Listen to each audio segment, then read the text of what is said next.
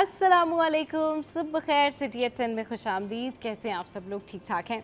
अच्छा जनाब, आजकल जो कुछ हवा है या आजकल जो वाइब्स है ना, वो सेलिब्रेशन वाली भी हैं और कुछ कुछ ऐसी भी हैं कि थोड़ी सी एंजाइटी भी हो रही है। और ये जो एंजाइटी है, ये किस वजह से हो रही है? ज़्यादातर ये इस वजह से हो रही है कि मौसम जो है ना, कुछ समझ नहीं आ रहा। कभी बड़ी धूप हो जाती है और कभी क्या होता है कि बहुत ज़्यादा हब्स लगने लगता है। आज लिटरली धूप नहीं थी, आज बिल्कुल भी ऐसा नहीं लग रहा था कि धूप है, लेकिन इतना ज़्यादा हब्स कि बारिश अब होनी चाहिए। तो हम सब दुआ करते हैं कि कराची में बारिश हो, लेकिन वो वाली बारिश नहीं हो जिससे प्रॉब्लम होती है। वो वाली बारिश हो कि लोग जो है वो पकोड़े बनाएं और मज़े से जो है वो दही बड़े छोले शाम को साथ में खाएं, इंजॉय करें, और सीज़न कुर्बानी का भी और जो जानवर हैं वो भी इंजॉय करें। बस ये ना हो कि कोई चीज़ प्रॉब्लम का शिकार हो जाए। और जिस तरीके से हम देखते हैं कि जैसे ही बारिश का ख्याल आता है ना, मेरे जहन में सबसे पहले ये होता है कि घर कैसे पहुंचेंगे। फिर मेरे जहन में ये बात आना शुरू हो जाती है कि भाई अब सड़कें डूब जाएंगी, अब तो रास्ते नहीं मिलेंगे घर जाने के। तो बस इन तमाम तर चीज़ों से जो है ना वो ज़रा डर लगता है। लेकिन मेयर कराची जो है वो काफ़ी एक्टिव हैं, और क्यों एक्टिव हैं और किस वजह से एक्टिव हैं इस ज़रा आगे चल के आपको दिखाएंगे। लेकिन अभी सबसे पहले जो है वो आज बात कर लेते हैं हम। सुबह सुबह का टाइम है और मेरी भी जो है वो चाय आ गई है। तो आज आपके साथ में एक ऐसी ज़बरदस्त जो मैं टिप शेयर करने जा रही हूँ, ब्यूटी सीक्रेट। बहुत सारे लोग जो हैं वो बहुत सारी चीज़ें अपने फेस के ऊपर अप्लाई करते हैं। बहुत सारे लोग ये सोच रहे होते हैं कि भाई हम किस तरीके से अपनी स्किन को बेबी स्किन बना सकते हैं, ग्लास स्किन बना सकते हैं, यंग लुक दे सकते हैं। और इस सिलसिले में वो बहुत सारे टोटके वगैरह जो है वो कर रहे होते हैं। लेकिन एक टिप, एक ब्यूटी सीक्रेट जो कि दुनिया में सबसे बेस्ट ब्यूटी सीक्रेट है, वो मैं आपके साथ में शेयर करती हूँ। And it's about coffee and egg.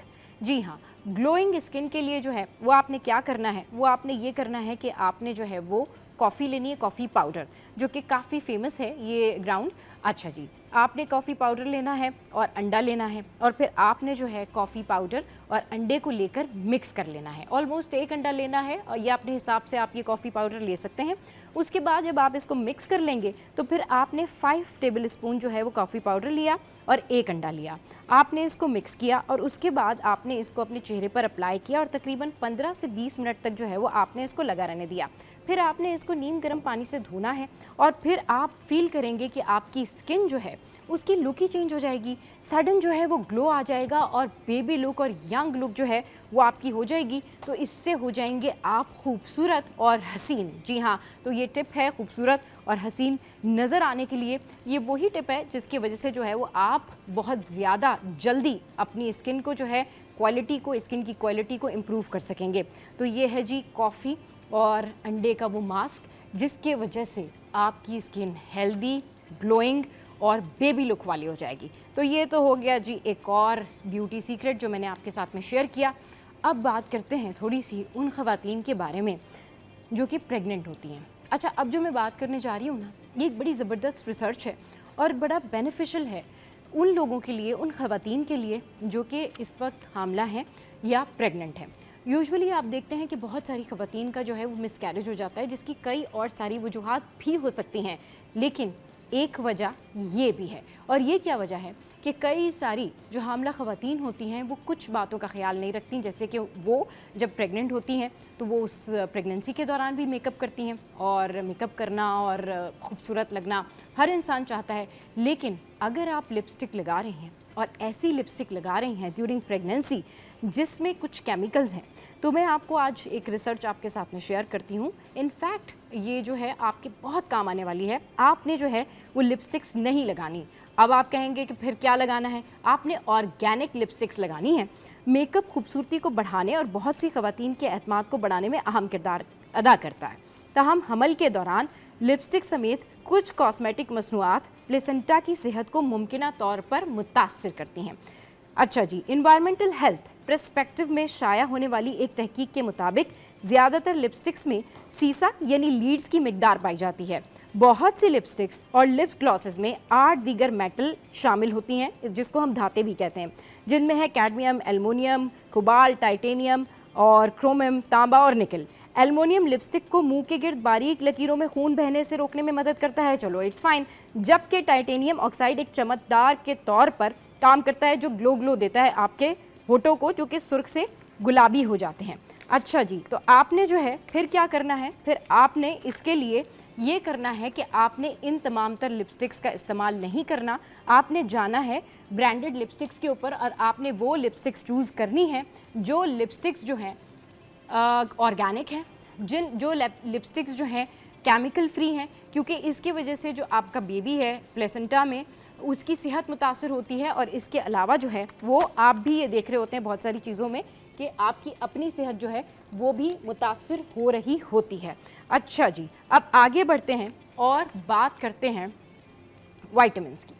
Vitamins जो हैं वो आपकी ज़िंदगी में कितने ज़रूरी हैं, और आज मैं एक ऐसे वाइटामिन का जिक्र करने जा रही हूँ आपके सामने, आपके साथ में एक ऐसा वाइटामिन के बारे में मैं शेयर करना चाह रही हूँ। वैसे तो जो सुपर जो है ना वाइटामिन्स होते हैं वो होते हैं विटामिन डी, विटामिन ई और विटामिन सी, लेकिन vitamin D is a super vitamin. और ये 3 विटामिन्स जो हैं अमेजिंग है, लेकिन विटामिन डी की बात ही कुछ और है। तो जी आपने अपनी स्किन को जो है वो पावरफुल बनाने के लिए यानी कि विटामिन डी का इस्तेमाल करना है। विटामिन डी जो है उसका जो यूज़ है उसकी वजह से आपकी जो उम्र है वो कम लगने लगती है, यानी कि आप एक तरह का एंटी एजिंग प्रोसेस जो है वो इनटेक में ले रहे होते हैं। यानी जब आप विटामिन डी का इस्तेमाल करते हैं तो इससे आपकी स्किन जो है वो ग्लो करती है, यंग लुक आती है। Vitamin D is a anti ageing vitamin. और फिर क्या होता है कि विटामिन डी में slow down biological ageing process and extend life span. अच्छा जी, अब विटामिन ई की बात करते हैं। और विटामिन ई जो है वो एंटीऑक्सीडेंट है, प्रोटेक्ट करता है आपकी सेल मेम्ब्रेन को। इसके अलावा विटामिन डी जो है उसमें कौन कौन सी चीज़ें आप खा सकते हैं। विटामिन डी में आप फिश खा सकते हैं, फोर्टिफाइड डेयरी प्रोडक्ट्स खा सकते हैं, मशरूम्स, अंडा और कॉड लिवर ऑयल आप खा सकते हैं। जबकि अगर आप विटामिन सी ले रहे हैं तो विटामिन सी जो है इज़ अ पावरफुल एंटीऑक्सीडेंट और ये इंपॉर्टेंट है कोलेजन प्रोटेक्शन के लिए। और विटामिन सी जो है वह हेल्प करता है रिपेयर सन डैमेज स्किन के लिए। तो विटामिन सी जो है उसके लिए आप ये बेरीज़ खा सकते हैं। इसके अलावा जो है आप क्या कर सकते हैं, इसके अलावा जो है आप ऑरेंजेस खा सकते हैं, ग्रेप फ्रूट्स ले सकते हैं, बेल पेपर्स ले सकते हैं। तो विटामिन डी के जो कमालात हैं वो मैंने आपके साथ में जो है वो शेयर किए, और आप देख सकते हैं कि जो विटामिन डी है वो कितनी ज़्यादा ज़रूरी है और किस तरीके से जो है वो आपको हेल्पफुल होती है, किस तरीके से वो आपकी हेल्प कर रही होती है। अच्छा जी, अब कुछ बात कर लेते हैं हम मौसम की।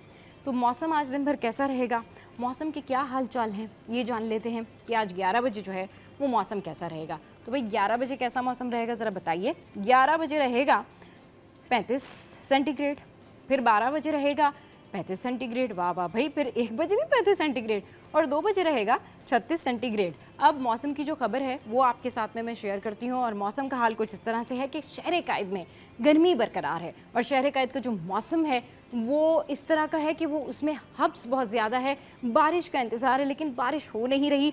शहर कायद में गर्मी की शिद्दत बरकरार, मौसम गर्म और मरतूब। महकमे मौसमियात के मुताबिक कहा जा रहा है कि जो मौजूदा दर्जा हरारत है वो 31 डिग्री सेंटीग्रेड है। अच्छा, इसके अलावा जो है वो ज़्यादा से ज़्यादा दर्जा हरारत जो है वो 37 डिग्री तक जाने का इम्कान है।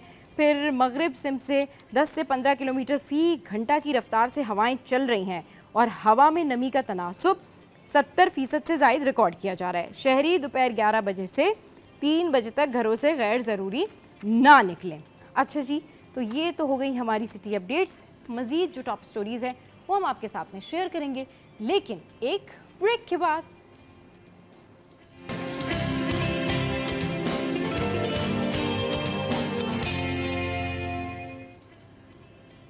Welcome back. तो जनाब वेलकम बैक के बाद अब ये जो हमारा सेशन होता है ये हमारा ऐसा सेशन होता है कि इस सेशन में ना हमारे साथ हमारे रिपोर्टर्स मौजूद होते हैं और साथ साथ जो है वो हम आपके साथ में टॉप स्टोरीज़ जो है वो भी शेयर कर रहे होते हैं। तो भाई अब कुछ ऐसी चीज़ें हैं जो कि शेयर करना ज़रूरी है, वरना आप लोग कहते हैं आज आपने हमें जो है वो स्टैटिक रेट्स नहीं बताए।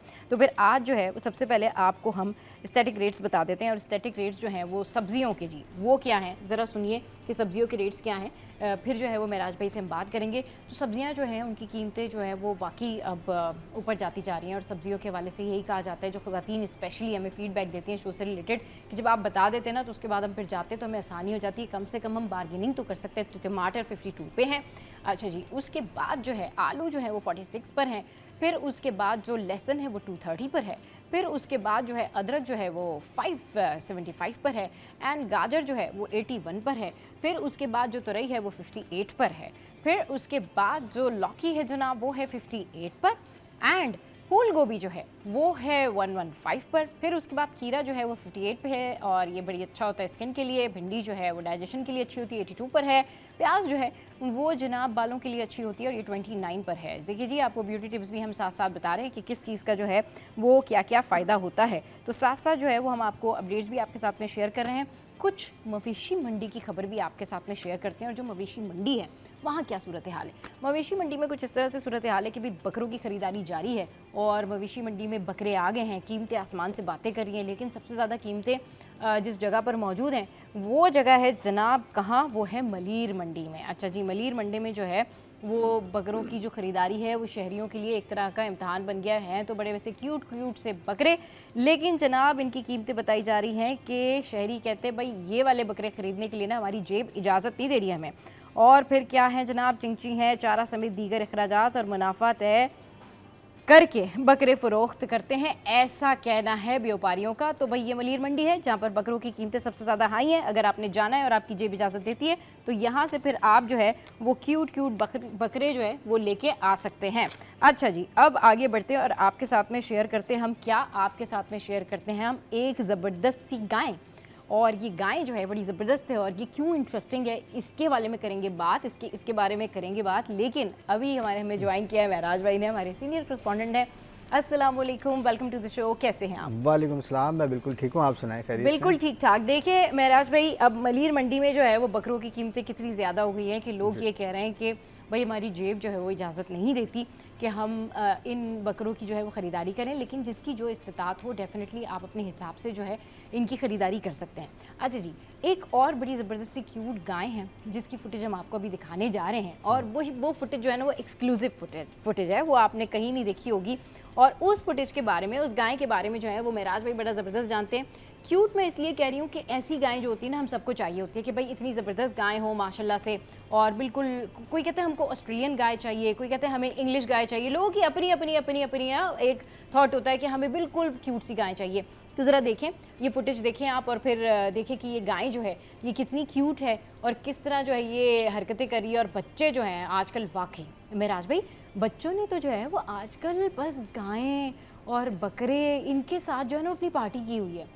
रात को भी यही सिलसिला रहता है, सुबह भी अगर आप देखें तो ये सारे बच्चे बैठे होते हैं, सो रहे होते हैं और उन्होंने वो जो तख्त लगाए होते हैं और खेल रहे होते हैं। ये देखें ज़रा, ये आप करते थे बचपन में ये सारा कुछ? बिल्कुल, देखें एक तो एक अलग ही एक बकरीद ईद पे जो खासतौर पे मामला होता है। हाँ। एक तो नेचर है और दूसरा इंसान नेचर से करीब ही रहता है। हाँ सही। तो हमारे यहाँ शहर में, कराची में तो अमूमन जानवर इतना ज़्यादा नहीं पाले जाते, बहुत कम लोग होते हैं जो पालते हैं क्योंकि फ्लैट सिस्टम है, पोर्शंस बने हुए उसमें रहते हैं लोग, तो नहीं पाल पाते। तो जब ये बकरीद का सीज़न आता है और ईद कुर्बान आती है तो इसमें ज़ाहिर सी बात है जानवर बहुत सारे आते हैं। तो जानवरों से लगाव जो है वाकई बहुत ज़्यादा होता है और ख़ास तौर पर बच्चों का। हम भी जब छोटे थे तो ज़ाहिर सी बात है बहुत ज़्यादा लगाव होता था, आज भी है। लेकिन बच्चों की जो सूरत हाल है वो तो बिल्कुल मुख्तलिफ है। उनके लिए तो इस वक्त मैं आपको बताऊँ, जो ये बकरीद से एक हफ़्ता 10 दिन पहले का जो वक्त होता है ना, और जब जानवर आ जाते हैं तो उसके बाद उनका तो और कोई काम नहीं रहता। लेकिन छुट्टियां पड़ चुकी होती हैं स्कूलों की, उसके बाद वो दिन रात सुबह शाम सिर्फ उनको एक काम होता है, अगर बकरा है तो उससे खेलना है और उसको घुमाना फिराना है। अपने गाय बछड़ा जो भी आपके पास है उसको घुमाते फिराते नजर आते हैं। इस वक्त पूरी कराची में आपको गलियों में ये सूरत नजर आ रही होगी। अभी एक तो ये बड़ा अच्छा हो गया कुछ सालों से कि वो हम देख रहे हैं। हम भी आपको अभी एक फुटेज दिखाते हैं जिसमें ज़बरदस्त फुटेज है और बच्चे जो हैं एंजॉय भी कर रहे हैं उस गाय के साथ, और बड़ी ज़बरदस्त जो है वो गायें हैं। लेकिन अभी हमें उससे पहले जो है हमें ब्यूरो चीफ कराची अशरफ भाई ने भी ज्वाइन कर लिया है। अस्सलाम वालेकुम, वेलकम टू द शो। कैसे हैं आप? ठीक ठाक हैं अशरफ भाई? अभी जो रौनक मेला लगा हुआ है ना वो ये है कि बच्चों ने जो है वो तबाही की हुई है। गलियों में आप देखें आवाज़ें रश, और भाई गाय लेके जो है वो बच्चे दौड़े लगा रहे हैं और पूरी फैमिलीज जो है वो माशाल्लाह से वो एक सेलिब्रेशन का समय है। और लोग जैसे जब घुमाने लेके जाते हैं ना तो उस टाइम आप देखिए कितना शोर हो रहा होता है, कितना ज़्यादा जो है वो एंजॉय कर रहे होते हैं बच्चे। तो ये बताएं, आपने कभी किया है बचपन में इस तरह से कुछ कि आप लेके गए हो गाय ज़रा टहलाने के लिए? कोई याद ही अपनी ताज़ा कर दें। बहुत सारे हैं यादें। एक थी बस आखिरी, वो गाय को गलत टाइम गुस्से में थी, उसको तंग कर दिया तो उसने मारा।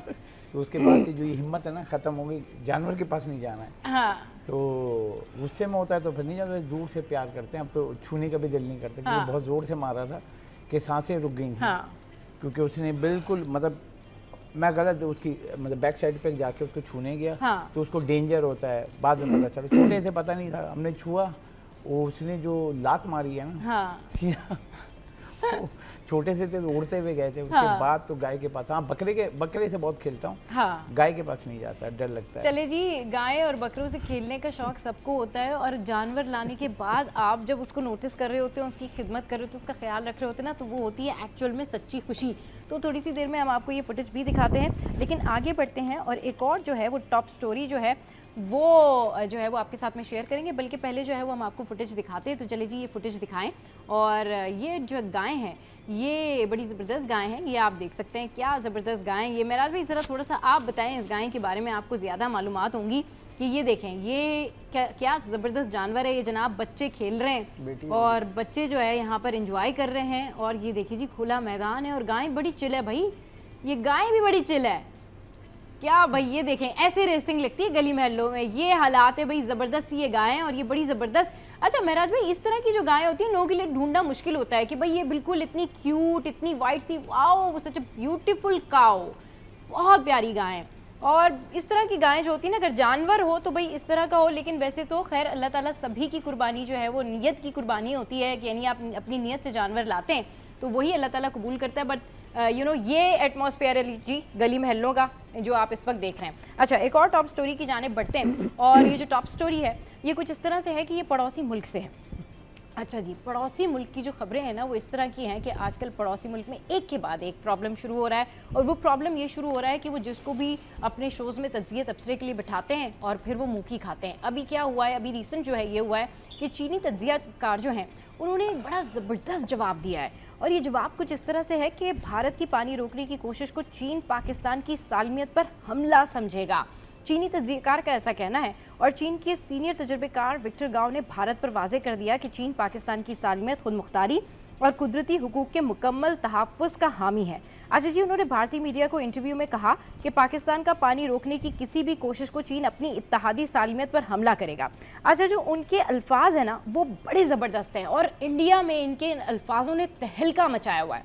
ये वर्डिंग्स कुछ इस तरह से हैं आपने गौर से सुनना है कि चीन के सीनियर तजुर्बेकार विक्टर गाओ का कहना है कि चीन दरिया के बालाई हिस्से पर है, अगर भारत ने नीचे वालों का पानी रोका तो चीन खामोश नहीं रहेगा। उन्होंने कहा कि भारत दरिया के दरमियानी हिस्से में है, इसे खुद सोचना होगा, खुद सोचना चाहिए कि अगर नीचे वालों के साथ ज्यादती करेगा तो ऊपर वाला क्या करेगा। इस पर बात करते हैं ब्यूरो चीफ कराची अशरफ भाई से। अशरफ भाई, उन्होंने बता दिया कि जी दरिया के बालाई हिस्से पे हम हैं, दरमियाने हिस्से पे भारत है, और इस तरफ जो है वो पाकिस्तान है। तो अगर भारत ने कोई कोशिश की तो ऊपर वाला फिर क्या करेगा, जरा ये बताएं। ये इनकी जो बात है ना, इसने इंडिया में तहलका मचा के रखा। सबा मैं बताऊं आपको, सिंध ताश माहदे पे हमने डिटेल में बात की थी, उसी वक्त मैंने कह दिया था कि भारत समझता है कि उसके पास पानी आ रहा है, बिल्कुल गलत है। पानी आ रहा है चीन से, उसके अपर जो हिल है वो चाइना है, उसके मिडिल में जो है भारत है, उसके बाद पाकिस्तान आता है। सही। तो सिंध ताश माहदा जो है ओवरऑल पूरे सब के रीजन का जो है वो एक इम्पोर्टेंट, पानी ज़िंदगी के लिए अशद ज़रूरत है। और एक तरफा उन्होंने जो फैसला किया उसका आपको जब हमने तजिया किया था उस वक्त जो हम बातें कर रहे थे, हमने यही कहा था चाइना पीछे नहीं रहेगा, वो आ गया फ्रंट पे। और वो तजियाकार भी वो कंसर्न यही कर रहे हैं क्योंकि ये तो मतलब कि पाकिस्तान की सालमियत समेत, खुद मुख्तारी समेत सब पे हमला आएगा ना। ये तो आप पानी बंद कर देंगे, एक सिंध ताश माहदा है, वर्ल्ड बैंक इसका जामिन है, आप उसको फंडिंग वहाँ से कर रहे हैं कि उसके पैसे देने के लिए। अब इंटरनेशनल अदालत में जैसे पाकिस्तान यूनाइटेड नेशन और इधर आवाज़ जो उठाएगा उसके बाद मुंह की फिर किसको खानी पड़ेगी, भारत को। क्योंकि भारत जो है, अगर भारत ये समझता है कि 1 अरब 40 करोड़ की आबादी के साथ जो है बहुत स्ट्रॉन्ग है, तो पाकिस्तान भी 24 करोड़ की आबादी है, उसके बैकअप पे जो है और भी ममालिक हैं। आप अगर मैंने वो बताइए, भारत है, ये पाकिस्तान है, इसके अपर साइड पे अफगानिस्तान, इधर ईरान और इधर चाइना। तो ये जो सब ब्रदर मुल्क हैं वो भी देख रहे हैं और वो भी बता रहे हैं कि कौन जुल्म कर रहा है, कौन जुल्म कर रहा है। अब जो अगर आप जुल्म कर रहे हैं उसका रिस्पॉन्स अगर हम दे रहे हैं तो उसके लिए अब आपको सोचना पड़ेगा कौन गलती पे है। क्योंकि अब तो भारत में भी आवाज़ें आ रही, इसको मुस्तफ़ी कर दो, इसको हटा दो। तो पहले अपने आप के मुल्क को ठीक करें ना आप। अब तो पहले तो मोदी जो हैं वो अपनी सीट बचाएं, फिर इनकी जो चीफ्स हैं वो अपनी सीटें बचाएं। मतलब मेन ये है कि आप अगर कोई चीज़ भी कर रहे हो, ना सबूत दिया आपने, पहलगाम वाकया वाला जो है, ना सबूत दिया ना कुछ दिया, अपनी आपने खिड़की खोली, अंदर घर में बैठे और बोल दिया भाई यहाँ से अटैक हुआ, तो आप प्रूफ दो ना। अब आपके लोग खुद टीवी पे आके, आपके लोग जो रिटायर्ड अफसरान वो कह रहे हैं कि भाई इतने करीब इतनी चौकियाँ इतने, तो क्या कर रहे थे फौजी के 1.5-2 घंटे तक कोई नहीं आया।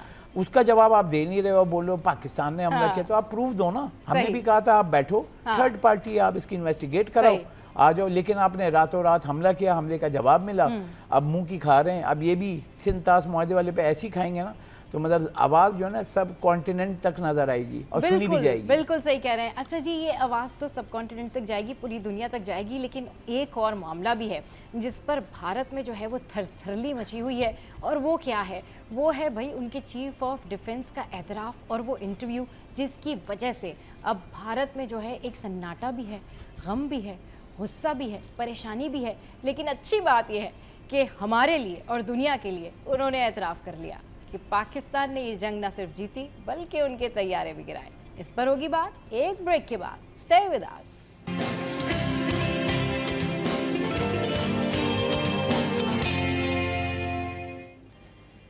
Welcome back. तो करंट जो अपडेट है वो मैं आपके साथ में शेयर कर लेती हूँ। इट्स अबाउट कराची, जहाँ पर रात भर से जो है वो ज़लज़ले के झटके महसूस हो रहे हैं। कराची के मुख्तलिफ इलाकों में जो है वो ज़लज़ले के झटके महसूस हुए, और इस वक्त जो है वो खबर ये सामने आ रही है कि जो लांडी है वहाँ पर ये ज़लज़ले के झटके महसूस हुए हैं। और इससे कबल अगर मैं आपके साथ में शेयर करूँ तो कराची के ये मुख्तलिफ इलाके थे, और मलीर, कायदाबाद समेत गिरदोनवा में ज़लज़ले के झटके महसूस किए गए थे, जबकि जो दोबारा जो झटके महसूस किए गए थे ज़लज़ले के वो थे 1:06 पर महसूस किए गए थे, 6:01 पर महसूस किए गए थे। अच्छा, कायदाबाद मंजूर पंप के करीब गुल अहमद की जो ये नाइट शिफ्ट के मुलाजमीन हैं, ये अपनी कंपनी से जो है वो बाहर आ गए थे। इसके अलावा जिन जिन एरियाज़ में जो है ये ज़लज़ले के झटके महसूस किए गए हैं वहाँ पर फ्लैट्स खाली करा लिए गए हैं, और लोग जो हैं वो कलमा तैयबा का विर्द करते हुए जो है वो बाहर निकल आए हैं। और ज़लज़ले के ये झटके जो हैं वो महसूस किए गए हैं कराची में, और आवाम जो है वो बहुत ज़्यादा इस हवाले से परेशान है, और लोग जो है वो सड़कों पर आ गए थे, लोग जो है वो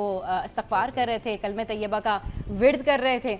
तो ये कराची की सूरत हाल है जिससे हमने आपको अपडेट किया कि कराची में जो है वो ज़लज़ले के झटके महसूस किए गए हैं। अल्लाह ताला हम सबको महफूज रखे, और जहाँ जहाँ पर जो लोग हैं अल्लाह ताला सबको अपने हिफ्ज़ व अमान में रखे, किसी का कोई जानी या माली नुकसान ना हो। ताहम अभी तक हमारे पास इस तरह की कोई इतलात नहीं है कि किसी का कोई जानी या माली नुकसान हुआ हो। अल्हम्दुलिल्लाह सब लोग खैरियत से हैं, लेकिन कराची में ये जो ज़लज़लों के झटकों का सिलसिला है ये जारी है। अच्छा जी, हमारी जो अगली टॉप स्टोरी है उसकी जाने बढ़ते हैं, और हम जिक्र करते हैं एक और टॉप स्टोरी का जो कि पड़ोसी मुल्क भारत से ही है। और इट्स अबाउट कि जिस तरीके से भारत में मुसलसल इनकार किया जा रहा था कि भाई पाकिस्तान ने जो है हमारे कोई तैयारे नहीं गिराए, पूरी दुनिया उनको सबूत दे दे के थक गई थी, लेकिन अब उनके बेचारे ही कहना चाहिए, उनके बेचारे जो हैं वो चीफ ऑफ डिफेंस, उनसे उनके ओहदे से मुस्ताफ़ी होने का मुतालबा किया जा रहा है। कैन यू इमेजिन कि उनके जो चीफ ऑफ डिफेंस हैं ही ऑल्सो एक्सेप्टेड कि वाकई पाकिस्तान ने तैयारे गिराए हैं, लेकिन किस तरह से, मतलब जिस तरह उन्होंने ये स्टेटमेंट दी है ना, दैट्स अनबिलीवेबल। मैं हैरान हूँ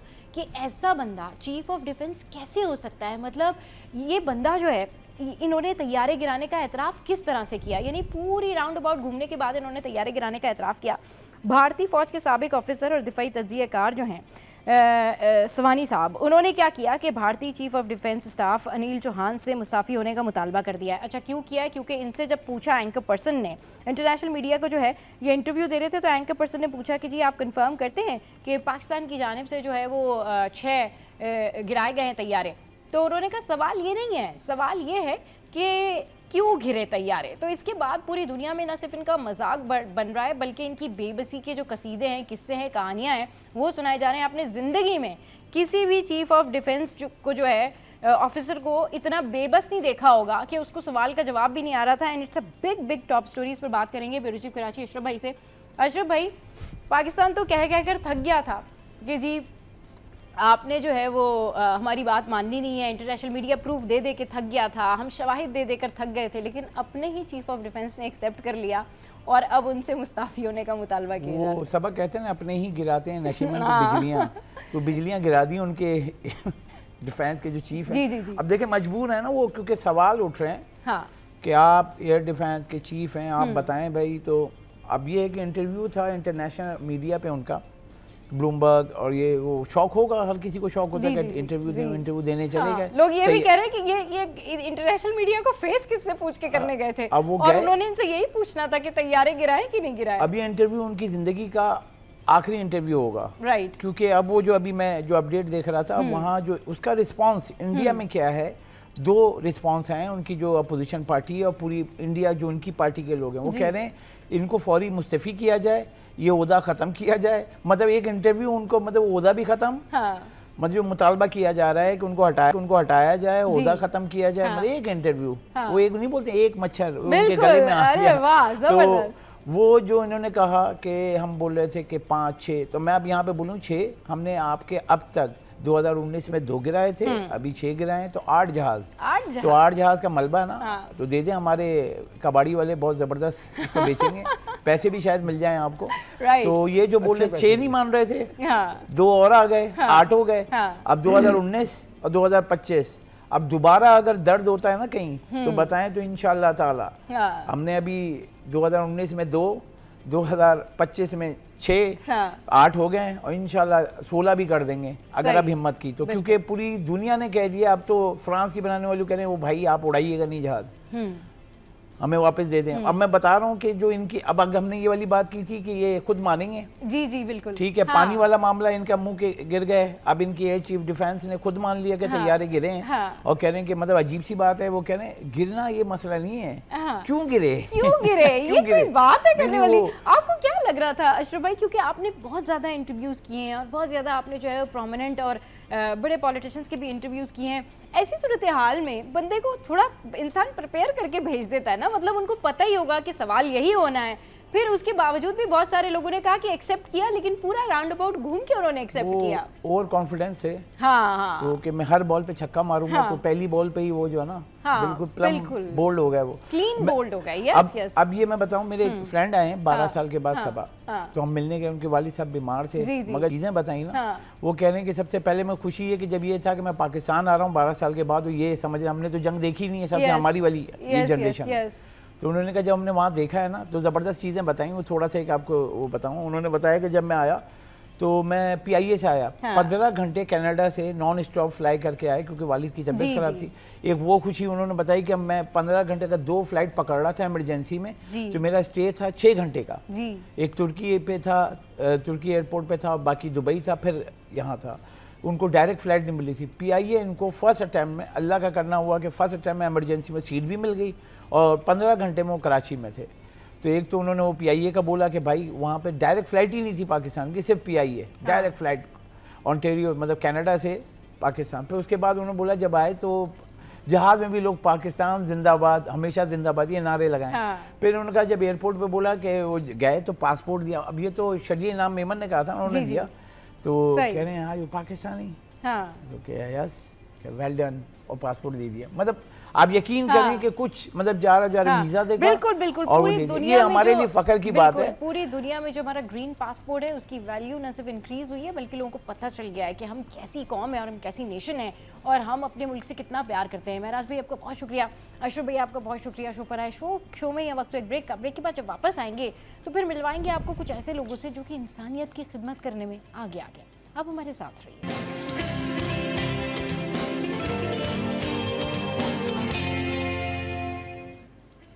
वेलकम बैक। तो जनाब, इस दुनिया में और स्पेशली पाकिस्तान में कुछ इस तरह के लोग हैं जो दूसरों की खिदमत करते हैं, और ऐसे लोगों को हौसला देना, ऐसे लोगों का साथ देना, ऐसे लोगों से इंट्रोड्यूस कराना जो है वो फ़र्ज़ होता है हर उस इंसान का, ताकि इंसानियत की ज़्यादा से ज़्यादा मदद हो सके। हमारे साथ इस वक्त सरफराज शेख साहब हैं, और आप senior manager community services and disaster management Al Khidmat से आपका ताल्लुक़ है। अच्छा, जो 2010 का सैलाब या उसके बाद मुल्क में आने वाले जो कुदरती आफात थे, 2005 में जो ज़लज़ला आया था, उसके बाद आने वाले जो कुदरती आफात थे, तो उसके लिए जो है सरफराज साहब हर जगह मौजूद रहे, लोगों की मदद की, खिदमत का ये जज्बा जो है उससे सरशार हैं। अच्छा, क्या है कि जी ईद उल अज़हा की इस मुहिम में आवाम की खिदमत के लिए जो है वो मसरूफ़ अमल है। अच्छा, अल खिदमत से आपका ताल्लुक़ है।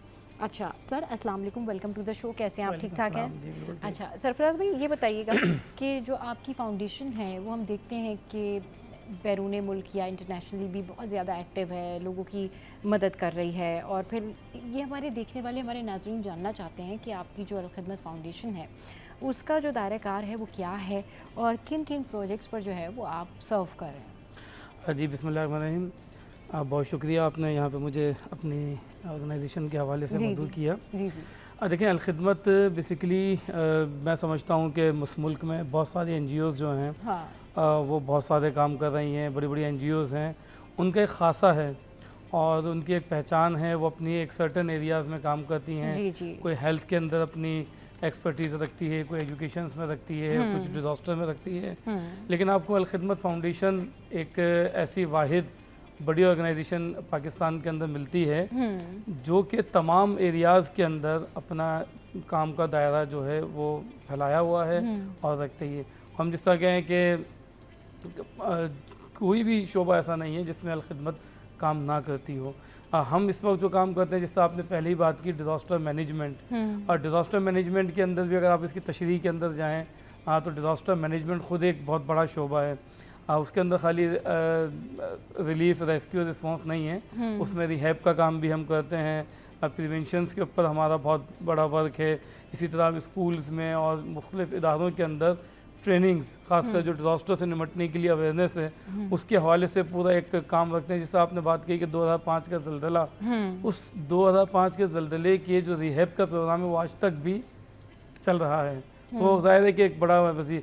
इसी तरह अगर हम बात करते हैं हेल्थ के अंदर, तो हेल्थ में हमारे मुल्क भर के अंदर दर्जनों हॉस्पिटल्स, बड़े हॉस्पिटल्स मौजूद हैं, एम्बुलेंस सर्विस मौजूद है हमारी, और ब्लड बैंक है, डायग्नोस्टिक है। हेल्थ के अंदर भी हम बहुत बड़ी जो है ना अपनी हर शोबे के अंदर काम करते हैं। फिर हमारा एक बड़ा शोबा है किफ़ालत यतामा का, जिसको ऑर्फन केयर का शोबा कहते हैं। देखिए ऑर्फन केयर बेसिकली जो यतीम बच्चे इस मुल्क के अंदर जो है एक बहुत बड़ी तादाद 25 लाख के करीब यतीम बच्चे इस वक्त दुनिया भर पाकिस्तान के अंदर मौजूद हैं, उनको संभालना और एक क्योंकि पाकिस्तान के अंदर तो फिर भी ये है कि लोग फिर भी अपने फैमिलीज़ उसको सपोर्ट करती है, लेकिन इस वक्त भी हज़ारों बच्चे ऐसे हैं कि जिनकी किफ़ालत का एक मसला मौजूद है।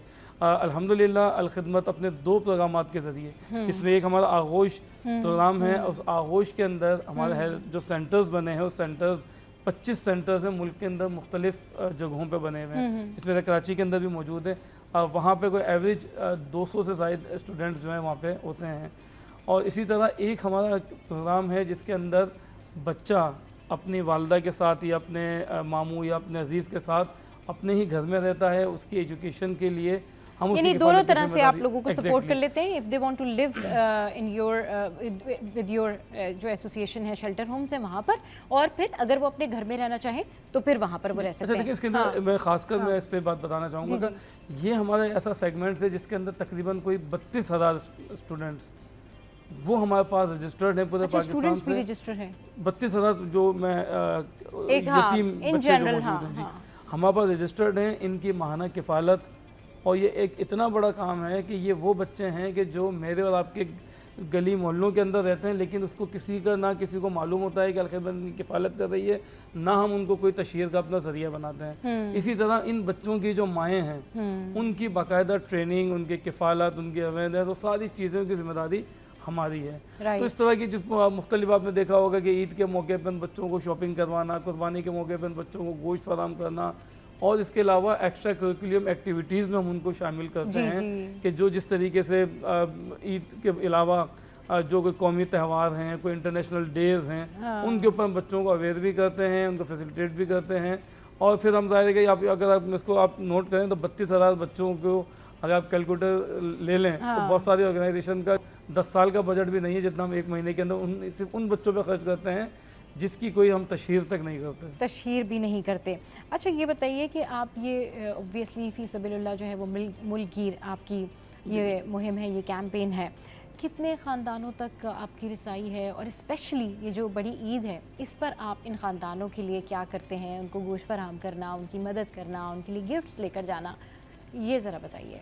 अच्छा देखिए, जिस तरह मैंने आपको बताया था कि हम ये जो ऑर्फन बच्चों का तो मामला ये कि तकरीबन आप देखें तो 32,000 बच्चों का मतलब ये है कि उसकी पूरी फैमिली का मिला लें हम तो कमोबेश जो है वो 1 लाख के करीब जो इंडिविजुअल हैं वो तो सिर्फ ऑर्फन के जो हमारे साथ मुस्तफ़ीद हैं, जिनको हमसे मुस्तफ़ीद होते हैं, जो वहाँ पर रजिस्टर्ड हैं।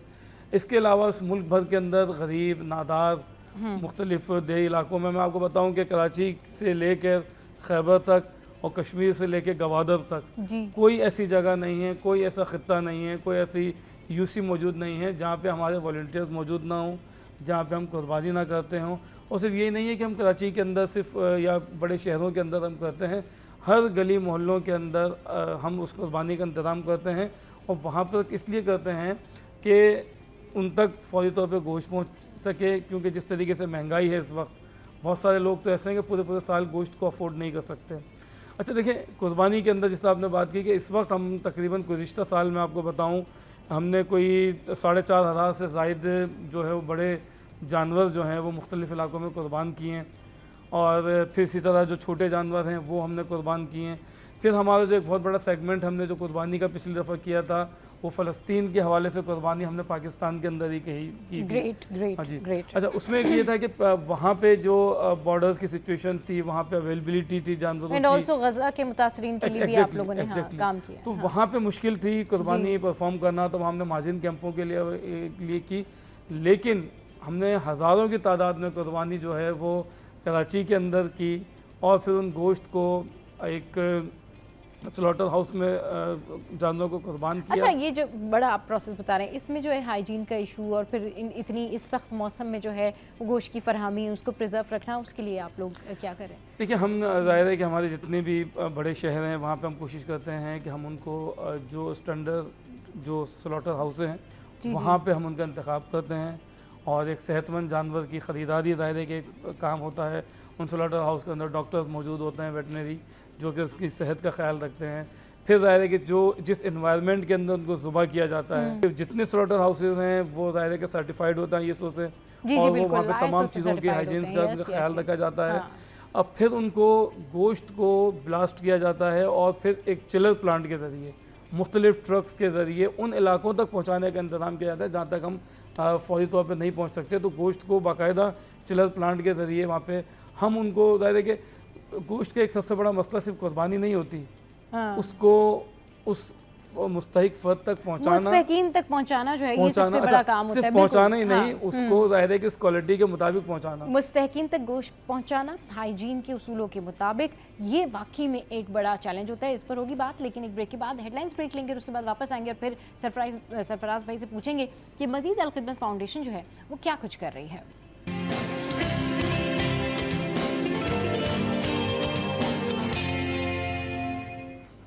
Welcome back. तो भाई अल खिदमत फाउंडेशन से सरफराज भाई हमारे साथ हैं, जो कि पायनियर हैं इन तमाम तर चीज़ों के, और जिस तरह से ये काम करते हैं दैट्स कमेंडेबल। जितनी तारीफ़ की जाए उतना कम है। सरफराज भाई थोड़ा सा ये बताएं कि जो चर्म कुर्बानी है, इस हवाले से आप लोग क्या काम कर रहे हैं, कैसे काम करते हैं और कैसे ये सारा प्रोसेस होता है? देखें, कुर्बानी के जिस तरह आपने बताया कि हम ये खालें जमा करने में पायनियर हैं जी, और हमने ये ट्रेंड डाला है कि इस खाल को ज़ाया होने से और फ़रोख्त के बजाय उसको फलाही कामों में ले सकते हैं। लेकिन आपने देखा कि जिस तरीके से इस वक्त खालों की मार्केट की सूरत हाल है, वो इंतहाई रेट कम होते हैं, लेकिन हमने अपने इस काम को छोड़ा नहीं और उसकी लागती कीमत जो भी हो, लेकिन हम एक एक घर पे जाते हैं, उस खाल को कलेक्ट करते हैं, ये हमारे राब्ते का ज़रिया भी है, और हम लाखों लोगों तक पहुँचते हैं। उस खाल को जमा करते हैं और उसकी आमदन से, जिस तरह हमने कहा ना कि अल खिदमत इतने सारे फलाही काम करता है, उसमें वो एक बहुत बड़ा ज़रिया जो है वो खालों की कलेक्शन भी है, उससे आने वाली आमदन भी है।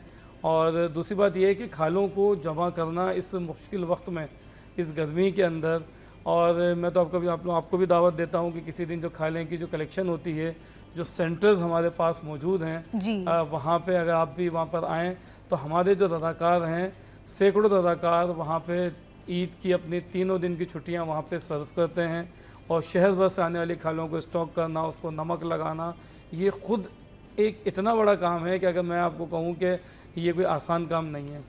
ज़ाहिर है हम किसी भी तरीके से, यानी आमदन का ज़रिया भी है, लोगों से राब्ते का ज़रिया भी है, और सबसे बड़ी बात कि हमने कहा कि खालों को जो पहले फेंक दी जाती थी या उजरत पे दे दी जाती थी, हमने ये ट्रेंड दिया कि उसको भी आप, चूँकि जानवर आप अल्लाह की रज़ा के लिए कुर्बानी फ़ी सबीलिल्लाह कर रहे हैं, तो इस खाल को बजाय ज़ाया होने से या इजाज़त में देने के बजाय किसी फलाही कामों के अंदर इस्तेमाल किया जाए।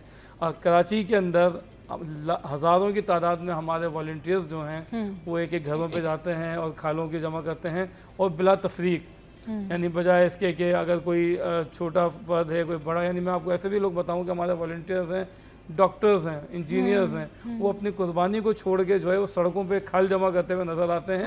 चूँकि उनको पता है कि इसकी मालियत से ज़्यादा इसकी इस कॉज की अहमियत है, इस कॉज की अहमियत है। अच्छा, अब किसी को आप मतलब किसी ने कुर्बानी की और उसको खालें आप तक पहुंचानी है, तो वो आपको मतलब किस तरीके से कांटेक्ट कर सकते हैं या फिर आप उन तक कैसे पहुंचते हैं? थोड़ा सा ये प्रोसेस देखिए, शहर भर के अंदर हमारे बहुत सारे मराकज़ मौजूद हैं, रोड साइड भी, और हमारे वॉलंटियर्स भी मौजूद हैं और तकरीबन तमाम जगह मौजूद होते हैं। लेकिन मैं फिर कहता हूँ मैं फिर कहता हूँ कि अगर जो किसी का रब्ता नहीं हो सकता तो हमारा हेल्पलाइन जो नंबर है 111-503-504, इस पे ज़ाहिर है कि कभी भी कॉल करके पहले से भी इसको बताया जा सकता है। 503-504। तो जब भी अगर आपको लगता है कि आपको अपनी खालें जो हैं वो अल खिदमत फाउंडेशन को देनी है तो आप इजीली इस नंबर पर कांटेक्ट करके राब्ता कायम कर सकते हैं और फिर अपनी खालें जो हैं उन तक पहुंचा सकते हैं। अच्छा, थोड़ा सा ये बताएं कि ये अब इतना बड़ा आप कॉज के लिए काम कर रहे हैं, इतना ज़बरदस्त आप काम कर रहे हैं, लोग क्या कहते हैं इस बारे में? किस तरीके से आप लोगों को जो है वो एंडोर्स करते हैं या किस तरीके से आपको अप्रिशिएट करते हैं कि आप इतना बड़े कॉज के लिए काम कर रहे हैं? जी, जिस तरह आपने फ़लस्तीन में भी और गज़ा के लिए भी ये सारा कुछ। जी देखिए, अल खिदमत बेसिकली जो नुमाइंदा है ना वो इसी आवाम की है ना जी, इन शहरियों की है, पाकिस्तानियों की है और समंदर पार पाकिस्तानियों की है। जितना एतमाद अल खिदमत पे हमारे लोग करते हैं और मैं नहीं समझता कि ज़ाहिर किसी और ऑर्गेनाइजेशन पे इतना एतमाद किया जा सकता है। सही। आज आपने देखा होगा कि कोविड के दिनों में, बिल्कुल, कोविड के दिनों में जिस तरीके से तमाम लोग लॉकडाउन पर अपने घरों पे महसूस थे, तो हमारे रज़ाकार जो है वो सड़कों पे मौजूद थे, वो मंदिरों में, मस्जिद में और तालीमी इदारों में, अस्पतालों में जाके फ्यूमिगेशन सर्विसेज भी दे रहे थे।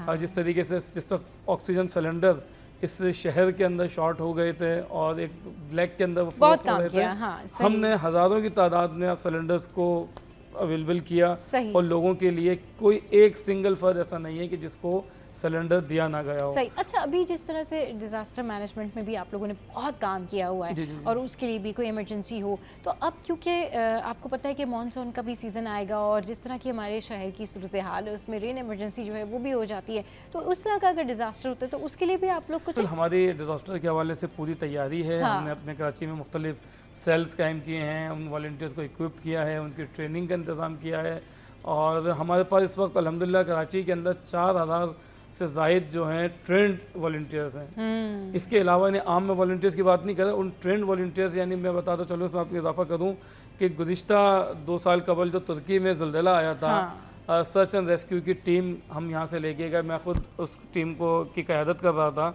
और स्पेशलाइज्ड टीम थी हमारी जो सर्च एंड रेस्क्यू की एक्सपर्टीज़ रखती है। पाकिस्तान से 3 टीमें गई थी, एक तो आर्मी की टीम गई थी, एक रेस्क्यू 1122 की टीम गई थी और तीसरी टीम अल्हम्दुलिल्लाह अल खिदमत की थी जो कि ट्रेंड लोग थे, सर्च एंड रेस्क्यू की बाकायदा उन्होंने ट्रेनिंग हासिल की हुई थी।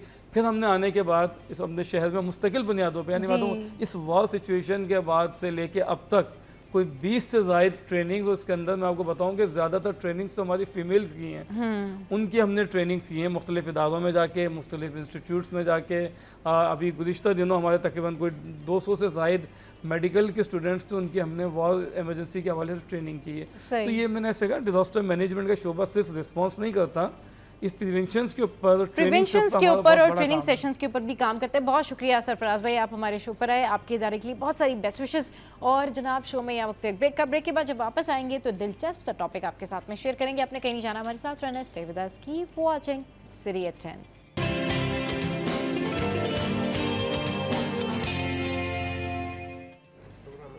Welcome back. तो जनाब औरतों के हवाले से आज हम बात करेंगे कि आपकी हड्डियों जोड़ों में जिस तरह से दर्द होता है और हड्डियों के जो मसाइल होते हैं, बहुत सारे लोगों को ऑस्टियोपोरोसिस होता है, बहुत सारे लोगों को जो है वो विटामिन डी से रिलेटेड बड़े सारे प्रॉब्लम्स होते हैं और बहुत सारे लोग जो होते हैं वो उनकी हड्डियाँ वीक हो गई होती हैं या बोन डेंसिटी जो है उसमें प्रॉब्लम होता है। तो इस पर बात करने के लिए इस वक्त हमारे साथ मौजूद हैं डॉक्टर फ़ारूक। जो कि ऑर्थोपेडिक डॉक्टर हैं, एंड उनके साथ हैं आगा अब्बास अल सैयद जो कि हेल्थ एक्सपर्ट हैं। अस्सलाम वालेकुम, वेलकम टू द शो। कैसे हैं आप? ठीक ठाक हैं? अच्छा डॉक्टर फारूक साहब, जिस तरह से ये कॉमन होता जा रहा है अब लोगों के साथ ना ये प्रॉब्लम के हड्डियों में, जोड़ों में दर्द की शिकायत होती है, या फिर पता नहीं कोई डाइट की वजह से या फिर कोई विटामिन्स की वजह से, क्या प्रॉब्लम होती है कि लोगों की हड्डियों में और जोड़ों में दर्द होता है और फिर वो अगर विटामिन डी की इंटेक ले भी रहे हो फिर भी वो ये कहते हैं नहीं हम वी कांट स्टैंड प्रॉपर्ली, हमें चलने में प्रॉब्लम होती है, और स्पेशली जो ये आपका फूट है या जो आपका नीचे का एरिया, ये बहुत लोगों का पेनफुल होता है। शुक्रिया आपका जी। देखिए, सबसे पहले ये है कि आपकी जो यहाँ स्पेशली अगर कराची की बात करें जी जी, तो सबसे पहले लाइफ स्टाइल है आपकी, जो आपको पता है कि अच्छा। एक तो सनबात नहीं है यहाँ पे, हाँ। ह्यूमिडिटी है समंदर की वजह जी से। जी। उसके अलावा ये है कि मोस्टली लोग रात में जागते हैं, दिन में तो सोए होते हैं। जी जी। दूसरा ये है, तीसरा ये है कि एक्सरसाइज कोई नहीं करता। हाँ। चौथा ये कि प्रॉपर न्यूट्रिशन नहीं है, न्यूट्रिशन नहीं, आपका मिल्क इंटेक या कोई ऐसी चीज़ नॉर्मली जो पहले दिनों में होती थी, आजकल आपको पता है कि केमिकल वाला दूध या फिर कोई ऐसी प्रॉपर, मोस्टली 90% लोग तो दूध पीते ही नहीं है। कुछ डर से नहीं पीते कि दूध सही नहीं होगा, कुछ वैसे भी नहीं पीते। तो इन सारी डेफिशिएंसीज की वजह से आपका विटामिन डी कम होगा, उस वजह से आपके बोन और ये मल्टीपल प्रॉब्लम होंगे, स्पेशली फीमेल्स में जो ब्लैक कलर के बुरके वगैरह पहनती है, क्योंकि आपका जो सन बाथ लगता है ना स्किन पे, आपका सन ब्लैक कलर में विटामिन डी वहाँ से विटामिन डी बनता है, सही। तो ऑलरेडी वो ब्लैक उनको पहना होता है। तो मोस्टली फीमेल्स में, दूसरा ये कि लेट 40s में फीमेल में हार्मोनल चेंजेस आती हैं, तो उस वजह से मल्टीपल प्रॉब्लम ये ऑर्थोपेडिक के होते रहते हैं। सही। सबसे कॉमन कंप्लेन जो कोई भी पेशेंट आपके पास आता है ऑर्थो से रिलेटेड, क्या कहता है आपको डॉक्टर साहब ये मेरा प्रॉब्लम है? मोस्टली डिपेंड ऑन एज, अगर लेट 40s में या 50s में जो आ रहे हैं उनको हटिए, मोस्टली नी जॉइंट का आर्थराइटिस हो गया, फीमेल्स में स्पेशली गैप कम हो जाता है, वो प्रॉब्लम हो गई, या बैक एक हो गया। और जो यंग पेशेंट मोस्टली आते हैं उनमें जो है ना, आप जैसे एंकल है, उसका एंकल जिसको हम जो है ना प्लांटर फेशियाटिस बोलते हैं, ज़्यादा खड़े होने का काम ये है कि उनमें ये मोस्ट कॉमन है। दूसरा ये कि मल्टीपल जॉइंट के इश्यूज हैं, विटामिन डी की डेफिशिएंसीज है। तो मोस्टली हमारे पास जिना में, मैं जिना में होता हूँ, तो वहाँ पे क्लिनिक पे मोस्टली यही पेशेंट आते हैं हमारे पास। अच्छा, तो डॉक्टर फारूक ये बताइएगा कि यंग जो जनरेशन है, जो यंग लोग हैं, उनमें ये कमर दर्द और जोड़ों का दर्द उसकी शिकायत होती है, वो किस वजह से होती है? क्योंकि वो तो एज रिलेटेड नहीं है, वो क्या प्रॉब्लम होती है जो आपने देखा होगा कि यंगस्टर भी है, अगर डॉक्टर भी है, हाउस ऑफिसर भी है, स्टूडेंट भी है, तो वो ये कहते हैं कि जी हमको कमर दर्द होती है। बिल्कुल बिल्कुल, आप सही बोल रही हैं। यंगस्टर्स में ये है कि एक्सरसाइज कोई नहीं करता, आपको पता है। अच्छा। और ये है कि जो है ना प्रॉपर स्लीप नहीं है, लाइफ स्टाइल जो है ना वो मोस्ट इंपॉर्टेंट होती है। आपके जो नेचर की तरफ से हार्मोन्स हैं, आप दिन में अगर 10 घंटे सोएं, उससे बेहतर है कि आप रात में 3 घंटे सोएं, क्योंकि आपके जो कॉर्टिसोल हार्मोन्स होते हैं उनकी टाइमिंग जो है 10 से सुबह 6 बजे तक है। उसमें आप जो अगर जागते रहेंगे तो वो उस बॉडी का अल्टीमेटली इफेक्ट होगा। और दूसरा ये है कि प्रॉपर न्यूट्रिशन नहीं है, आपको पता है कि जी, क्योंकि डॉक्टर साहब यूजुअली यही होगा ना कि आपके पास भी जो क्लिनिक्स में जितने भी पेशेंट्स आते होंगे उनके साथ जो भी लोग आते हैं वो यही कहते हैं कि भाई ये तो यंगस्टर हैं, लेकिन तो इनकी कमर में क्यों दर्द हो रहा है, भाई ये तो जवान लोग हैं तो इनकी गर्दन में क्यों दर्द हो रहा है, या इनको किस बात की जो है वो पेन होती है, इनको इनके ये तो यंग है तो ये तो ज़्यादा जो है वो काम कर सकते हैं और ज़्यादा देर तक बैठ सकते हैं। तो फिर आप उन लोगों को एक्सरसाइज सजेस्ट करते हैं या कुछ टेस्ट वगैरह भी सजेस्ट करते हैं? अगर आपने टेस्ट कर दिया, मोस्ट कॉमन जो डेफिशिएंसी होती है विटामिन डी की, तो विटामिन डी की डेफिशिएंसी में लोग क्या करते हैं, इंजेक्शन वगैरह विटामिन डी ले लेते हैं। सिर्फ उससे तो कवर नहीं होगा वो, उसके साथ आपने जो है ना प्रॉपर न्यूट्रिशन लेनी है, आपने मिल्क इंटेक लेना है, या मिल्क प्रोडक्ट दही हो गई, ये सारी चीज़ें आपने इंक्रीज करनी है। और साथ में आपने वॉक, एक्सरसाइज, डाइट भी अपनी जो है वो अच्छी रखनी है, सिर्फ उसे टैबलेट से सही नहीं। सही। आगा साहब ये बताएं कि हड्डियों का दर्द, जोड़ों का दर्द, यंगस्टर्स हों या फिर लेट 40s में हों, लेट 50s में हों, इसका क्या हल है, क्या करना चाहिए?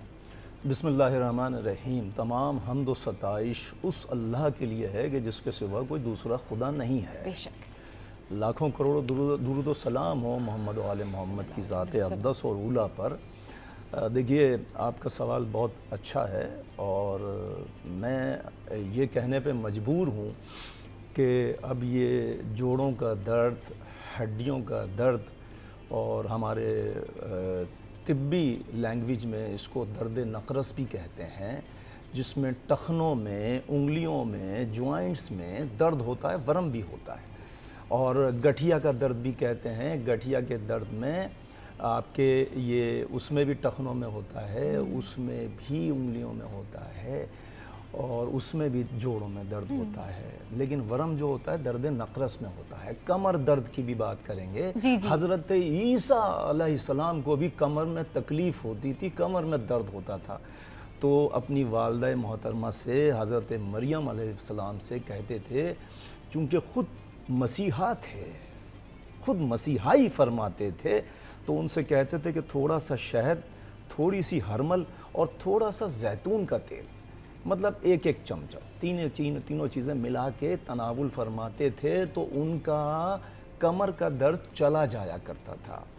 अब जैसे अभी बात हमारे डॉक्टर साहब कर रहे थे कि हमारी डाइट ऐसी नहीं है, हकीकत में नहीं है, फास्ट फूड हमारी नौजवान नस्ल, यूनिवर्सिटीज़ की, कॉलेजेस की, स्कूलों की, आप कोई भी शोबा ले लें, हमारी नौजवान नस्ल सबसे ज़्यादा फास्ट फूड खाती है। अच्छा, जब वो बच्चे ऑर्डर करके मंगा लेते हैं तो अम्मा अब्बा भी खाते हैं जी। तो जाहिर बात है फास्ट फूड खाने की वजह से उसमें प्रिजर्वेटिव्स होते हैं।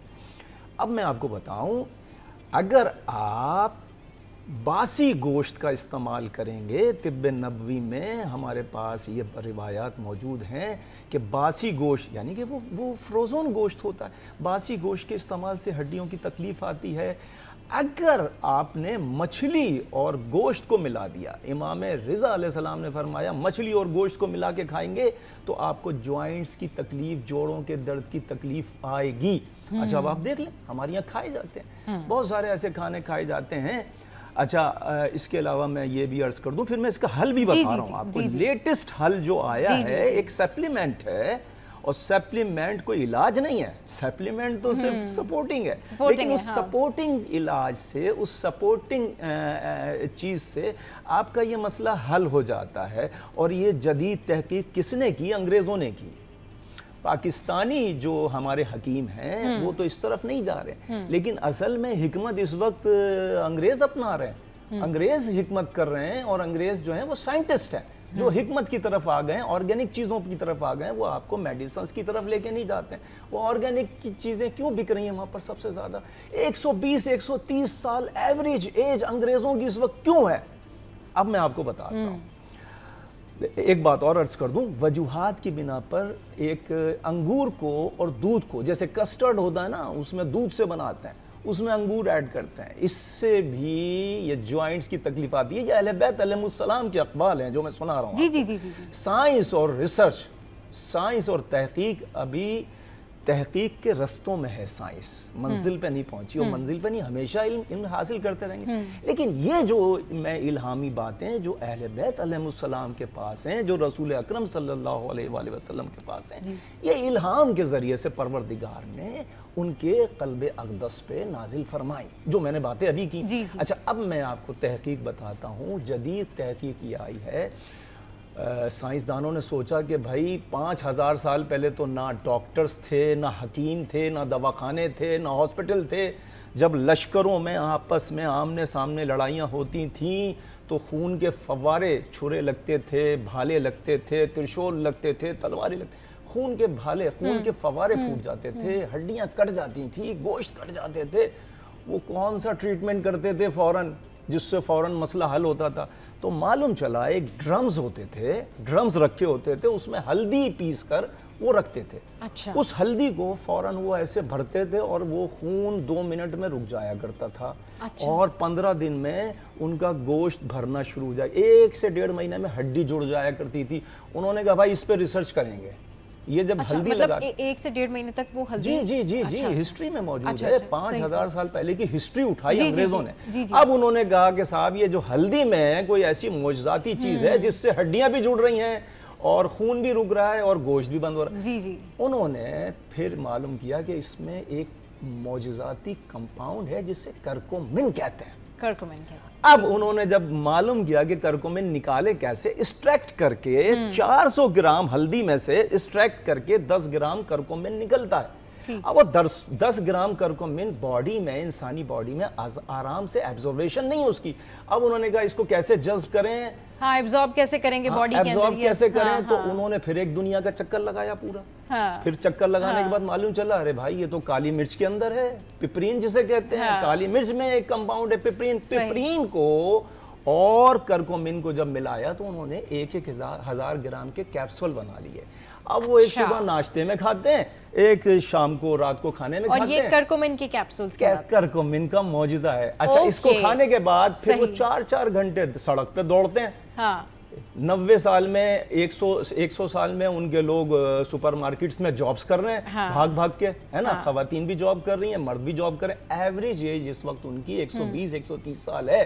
और वो फिट हैं, बिल्कुल बिल्कुल हमारे पाकिस्तान में मैं ये चीजें 2 साल से बताता चला आ रहा हूँ। कर्कोमिन के कैप्सूल, अब यहाँ पे कंपनी लग गई कराची में, कर्कोमिन के कैप्सूल ने कर्कोमिन एंड पिपरिन। अच्छा, उसके डब्बे पे लिखा है कि 5 हफ्तों में, चाहे कैसी भी तकलीफ होगी आपकी हड्डियों में, 5 हफ्तों में चली जाएगी। और उसका मौजज़ाती मामला यह है कि 5 दिन में आपको रिजल्ट आना शुरू हो जाता है। अच्छा। 5 दिन में आपके जॉइंट्स का पेन कम से कम होना शुरू हो जाता है, 5 हफ्तों में मुकम्मल तौर पे ख़त्म। मैं अपने बहुत सारे मरीजों को इस्तेमाल करा चुका हूँ। सही। अच्छा, इस पे पाकिस्तान से ज़्यादा इस पर पूरी दुनिया में काम हो रहा है। पाकिस्तान में तो अब शुरू हुआ है इस पर। बाहर की ऐसी प्रोडक्ट हैं जो इसमें और भी उन्होंने जिद्दत पैदा कर दी। टर्मेरिक +3 आप सर्च करें, मैं गारंटी से कह सकता हूँ, चाहे आपकी गर्दन की हड्डी का मसला हो, चाहे कमर की हड्डी का मसला हो, चाहे ज्वाइंट्स हो, चाहे छाती का पेन हो। अच्छा, सियाटिका पेन के लिए सब खत्म हो जाता है फौरन। मैंने शुरू में एक जुमला कहा था कि अब तो ये मसला ही नहीं रहा। हाँ। अच्छा, यानी कि आप ये कह रहे हैं आगा साहब कि जो कर्कुमिन के जो टैबलेट्स हैं वो सियाटिका पेन के लिए और ये घुटनों के दर्द के लिए, के लिए, और ये जो जिन लोगों की उंगलियों के भी ये होते हैं ना, घुटने चेंज कराने की जरूरत नहीं है अब। ये जो मैंने बताया टर्मेरिक +3 आप सर्च कीजिए। दुबई में मिल रही है, इंग्लैंड में मिल रही है, अमेरिका में मिल रही है। और ये कॉम्बिनेशन है काली मिर्च और, देखिए काली मिर्च में पिपरीन है, और उसके अंदर कर्कुमिन है। कर्कुमिन मौजज़ाती कंपाउंड है, जस्ट लाइक आधा किलो, 400 ग्राम आधा किलो में 100 ग्राम कम आधा किलो हो गया ना। 100 ग्राम कम आधा किलो हल्दी में से इतना सा निकलता है कर्कुमिन। एक्सट्रैक्ट करके लेबोरेटरी निकालती है, कोई हकीम छान के नहीं निकालेगा हल्दी को। ठीक है, तो ये पेपरमिंट मिला के और कर्कुमिन मिला के तो ये टर्मेरिक 3 जो है इन्होंने ये बनाया हुआ। ओके। तो ये जो है आप लोगों को कह रहे हैं कि जिन लोगों को भी जोड़ों का दर्द है, सिर्फ जोड़ों के दर्द पे बात नहीं ठहरती यहाँ पर। बंदे की स्किन हमेशा जवान रहती है। जब 120-130 साल तक जिंदा है तो क्या भाई लड़कता फड़कता थोड़ी जाएगा। सही। उसकी स्किन भी जिंदा है, उसकी आंतें भी बेहतरीन काम कर रही हैं, स्टमक भी बेहतरीन काम कर रहा है। इंजाइम्स जो हाजमा कर, 120 साल का आदमी खाना खाएगा, हजम भी तो होना चाहिए। आपका हाजमा भी बेहतरीन, आपका हार्ट अटैक नहीं आता, किडनीज फेल नहीं होती, स्प्लीन काम करना नहीं छोड़ता, गॉल ब्लैडर में पथरियां नहीं होती। ये बच्चियों को, खवातीन को सबसे ज्यादा होती है, नहीं होती। ये नई रिसर्च आ रही है। हमारे यहाँ पाकिस्तान में जो हकीम हैं वो इस तरफ नहीं आते हैं। वो पाकिस्तान के हकीम सारे नल्ली निहारी और नल्ली बिरयानियाँ खा के सो रहे हैं, सब खराटे मार के सो रहे हैं। जो काम हो रहा है ना भाई, वो इस वक्त बेटा हो रहा है इंग्लैंड में, अमेरिका में, न्यूजीलैंड में, ऑस्ट्रेलिया में। ये जो अंग्रेज साइंसदान हैं, इन्होंने हिकमत की लाइन पकड़ ली है और इन्होंने इतना जबरदस्त इस पे काम किया कि दुनिया हैरान है। मतलब आपको नजर आ रहा है ना, प्रूफ चाहिए तो आप देखिए वो यूज कर रहे हैं। इस वक्त पूरी दुनिया क्यों खा रही है ये चीजें? ये चीजें पूरी दुनिया क्यों खा रही है? क्योंकि रिजल्ट सामने आपके हाथ में आ रहा है। ऐसा नहीं आप जब 5 हफ्तों में आपकी हड्डियों की तकलीफ कम हो जाएगी तो आप तो 100 लोगों को बताएंगी कि भैया ये खाइए, ये नहीं खाइए, ये खा लीजिए, आपकी हड्डियों की तकलीफ खत्म हो जाएगी। और ये सस्ते से सस्ता इलाज है, कोई इतना महंगा नहीं है। पाकिस्तान में ये 2000 रुपए की एक डब्बा मिलता है और 90 कैप्सूल्स होते हैं। ऐसी कंपनीज भी हैं जिनका मैं नाम नहीं ले सकता, वो सिर्फ 1400-1500 रुपए की बना रहे हैं, उसमें भी 60 या 70 कैप्सूल्स हैं, मिल रहे हैं। गरीब से गरीब आदमी इस्तेमाल कर सकता है। अच्छा, पहली बात ठहरी, जो डॉक्टर साहब फरमा रहे थे बिल्कुल सही फरमा रहे थे, ये जो गरीब आदमी है इनको तो नहीं होता। जो ठेला लेके जा रहा है, सब्जी बेच रहा है, फ्रूट बेच रहा है, उसको तो नहीं होता, वो धूप में रहता है, उसको विटामिन डी जाहिर है उनकी एक्सरसाइज प्रोसेस अच्छा है। हाँ, वो चल रहे हैं, वो है ना कि वो बिल्कुल डल नहीं बैठे हुए, या फिर वो अपनी जो मस्कुलर एक्सरसाइज है ना वो भी करें। डॉक्टर साहब, जिस तरीके से अभी बताया आगा साहब ने कि ये जो कर्क्यूमिन है ये बहुत बेनिफिशियल होता है, इसी तरीके से आप लोग मेडिकली जो आर्थराइटिस के पेशेंट्स होते हैं, जिनको घुटनों में दर्द है, जिनको उंगलियों के बीच वाली जो हड्डियाँ होती है यहाँ दर्द है, ऑस्टियो का इशू है, बोन डेंसिटी, डिफॉर्मिटी, ये सारे इश्यूज़ हैं, उनको आप लोग क्या सजेस्ट करते हैं एज ट्रीटमेंट? एज ट्रीटमेंट इसके लिए डिफरेंट ट्रीटमेंट्स आती हैं, जैसे सर ने बोला तो बिल्कुल एक नेचुरल जो चीज़ें हैं उनमें भी अल्लाह की तरफ से हिकमत है। उसके अलावा जो मेडिकेटेड चीज़ें हैं उनमें रिसर्च है, सारी चीज़ें हैं। तो मोस्टली उसमें डिफरेंट, अगर सबसे पहले तो डायग्नोस हो के ये दर्द है किस वजह से, तो अगर डायग्नोसिस मिल गया तो उसका हम एक्यूरेट ट्रीटमेंट करते हैं। कुछ बीमारियां ऐसी हैं जो कंट्रोलेबल होती हैं और कुछ ऐसी हैं जिनके लिए प्रॉपर एक ट्रीटमेंट, आजकल रिसेंटली बायोलॉजिकल ट्रीटमेंट्स आ गई हैं, इंजेक्शंस आ गई हैं जो साल में एक बार लगता है। अच्छा डॉक्टर साहब, कुछ इस तरह से होती है हड्डियों के ऊपर ना स्वेलिंग सी बहुत ज़्यादा होती है और ऐसा लगता है जैसे कि हड्डी के ऊपर एक और हड्डी आ गई है, यानी हालांकि वो स्वेलिंग होती है, हड्डी नहीं होती, लेकिन वो इतना हार्ड होती है कि वो ऐसा लगता है कि बहुत सारे लोगों को ये प्रॉब्लम होती है। ये क्या डिजीज़ होती है? इसको हम मेडिकली रूमेटॉइड आर्थराइटिस बोलते हैं, जैसे सर ने बोला कि गठिया भी बोलते हैं इसको। गठिया, तो उसमें ये कि इस्तेमाल आपके जो हाथ के जॉइंट्स हैं उसमें ये होता है इनिशियली, उसके बाद आके उनके हाथ टेढ़ापन, ये सारी चीज़ें शुरू हो जाती हैं। दर्द भी बहुत सारे लोगों को, जी, वो ऑटोइम्यून डिजीज़ है, मतलब फैमिलीज में ट्रांसफ़र होती है। तो ये है कि मोस्टली यंगेस्ट फीमेल्स में और यंग लोगों में होता है। अच्छा, ये यंगस्टर्स में होता है मोस्टली यंगस्टर्स में रूमेटॉइड आर्थराइटिस। ओके, उसकी वजह उसमें ये जेनेटिकली होता है। तो उसके लिए प्रॉपर एक मतलब डायग्नोज हो गया तो वो जैसे आपकी डायबिटीज़ है तो ये ख़त्म नहीं होती। हाँ। इसके लिए ये कि प्रॉपर आपको लाइफ लॉन्ग ट्रीटमेंट लेनी पड़ती है। तो वो आपने जो नहीं लेगा तो आगे चल के मल्टीपल प्रॉब्लम होते हैं। उसका सिर्फ जोड़ों पे नहीं, दिल पे, फेफड़ों पे, हर चीज़ पे असर होता है। अच्छा, तो इसके लिए क्या ट्रीटमेंट लेना चाहिए? इसके लिए प्रॉपर एक ट्रीटमेंट आते हैं, डिफरेंट मेडिसिन आती है, मेडिकेटेड चीज़ें हैं, वो लाइफ लॉन्ग लेनी पड़ती हैं आपको। अच्छा। तो ये जब आपको फील हो, जब भी जिस एज में भी आपको ये फील होता है ये आपको ये प्रॉब्लम हो रही है, तो आप वहीं से फिर अपना ट्रीटमेंट स्टार्ट कर लें और वो फिर आपको लाइफ टाइम लेनी पड़ती है। ज़्यादातर क्या मेडिसिन इसमें आप लोग सजेस्ट करते हैं? एंटीबायोटिक्स होती हैं या नॉर्मल? एंटीबायोटिक्स नहीं होती है इसमें, बायोलॉजिकल ट्रीटमेंट्स हैं वो होती हैं। इसमें आजकल लिफोरा और CHQ ये डिफरेंट इसकी ट्रीटमेंट आई हैं जो इसको कंट्रोल करती है। कुछ ये जो फैक्टर्स हैं बिल्कुल हैं सही, इसके कुछ फैक्टर्स हैं जो ये करवाते हैं। इन्फ्लामेशन होता है असल में ना, वो फैक्टर्स बॉडी से आके जॉइंट पर बैठते हैं या दिल पे या फेफड़ों पे, वहाँ पे इन्फ्लामेशन होता है, सोजन होती है। इन्फ्लामेशन के बाद सोजन, पेन, गर्म हो जाता है, रेड हो जाता है, ये सारी चीज़ें होती हैं। तो उन जो फैक्टर वहाँ पे अफेक्ट करते हैं उनको रोकने के लिए मेडिसिन होती है, उनको रोकने के लिए फिर ये मेडिसिन, तो ये लाइफ लॉन्ग मेडिकेशन लेनी पड़ती है। अच्छा, लाइफ लॉन्ग लेनी अगर रूमेटॉइड है तो सही। और भी वजूहत हैं जिस वजह से ये प्रॉब्लम होते हैं तो वो कंट्रोल हो जाता है। अच्छा, बहुत सारे लोगों को ये भी कंप्लेन होती है ना कि भाई हमारी जो हड्डी है वो कुछ चटक रही है। बहुत सारे लोग इस तरह की कंप्लेन लेकर आते हैं, हमें लगता है कि भाई हमसे चला नहीं जाता, तो डॉक्टर साहब कहते हैं जी आपकी हड्डियाँ कमज़ोर हो गई हैं। इससे क्या मुराद होती है कि हड्डियाँ कमज़ोर हो गई हैं? इसका मतलब क्या होता है? ठीक है, एक तो ऑस्टियोपोरोसिस हो गया जिसमें आपकी हड्डियां जो है कमज़ोर हो जाती हैं। वो भी अगेन ये जो मल्टीपल हमने फैक्टर डिस्कस किए ना, तो जैसे आपने सर ने बताया कि जो लोग बाहर काम करते हैं उनकी तो कभी ऐसे नहीं होती। तो उनका विटामिन डी भी बनता रहता है ना बाहर धूप में, बिल्कुल सही। तो मतलब लाइफ स्टाइल आपकी मोस्ट इंपॉर्टेंट है। सही, उसमें आपकी नींद आ गई, आपकी डाइट आ गई, आपकी दूध कितना अहम किरदार अदा करता है। जो लोग बहुत सारे हम बचपन से ही सुनते आ रहे हैं कि भाई हड्डियाँ मजबूत होंगी, आपने दूध पीना है। और ऐसी क्या चीज़ हो सकती है डाइट में जो आप, अगर आपकी इनटेक अच्छी हो दूध के साथ हड्डियों के लिए, वो आप दूध तो 1 गिलास तो लाजमी पीना चाहिए। उसके साथ जो मिल्क प्रोडक्ट्स हैं, आपकी दही हो गई और साथ में आपके जो मतलब कोई शेक हो गया, मतलब और फ्रूट्स, को विटामिन्स के सप्लीमेंट्स भी ले सकते हैं साथ में। सप्लीमेंट आप लेना चाहें तो मैं तो मोस्टली मेरे पास जो पेशेंट आते हैं मैं उनको बोलता हूँ कि आप मेडिसिन को अवॉइड करें।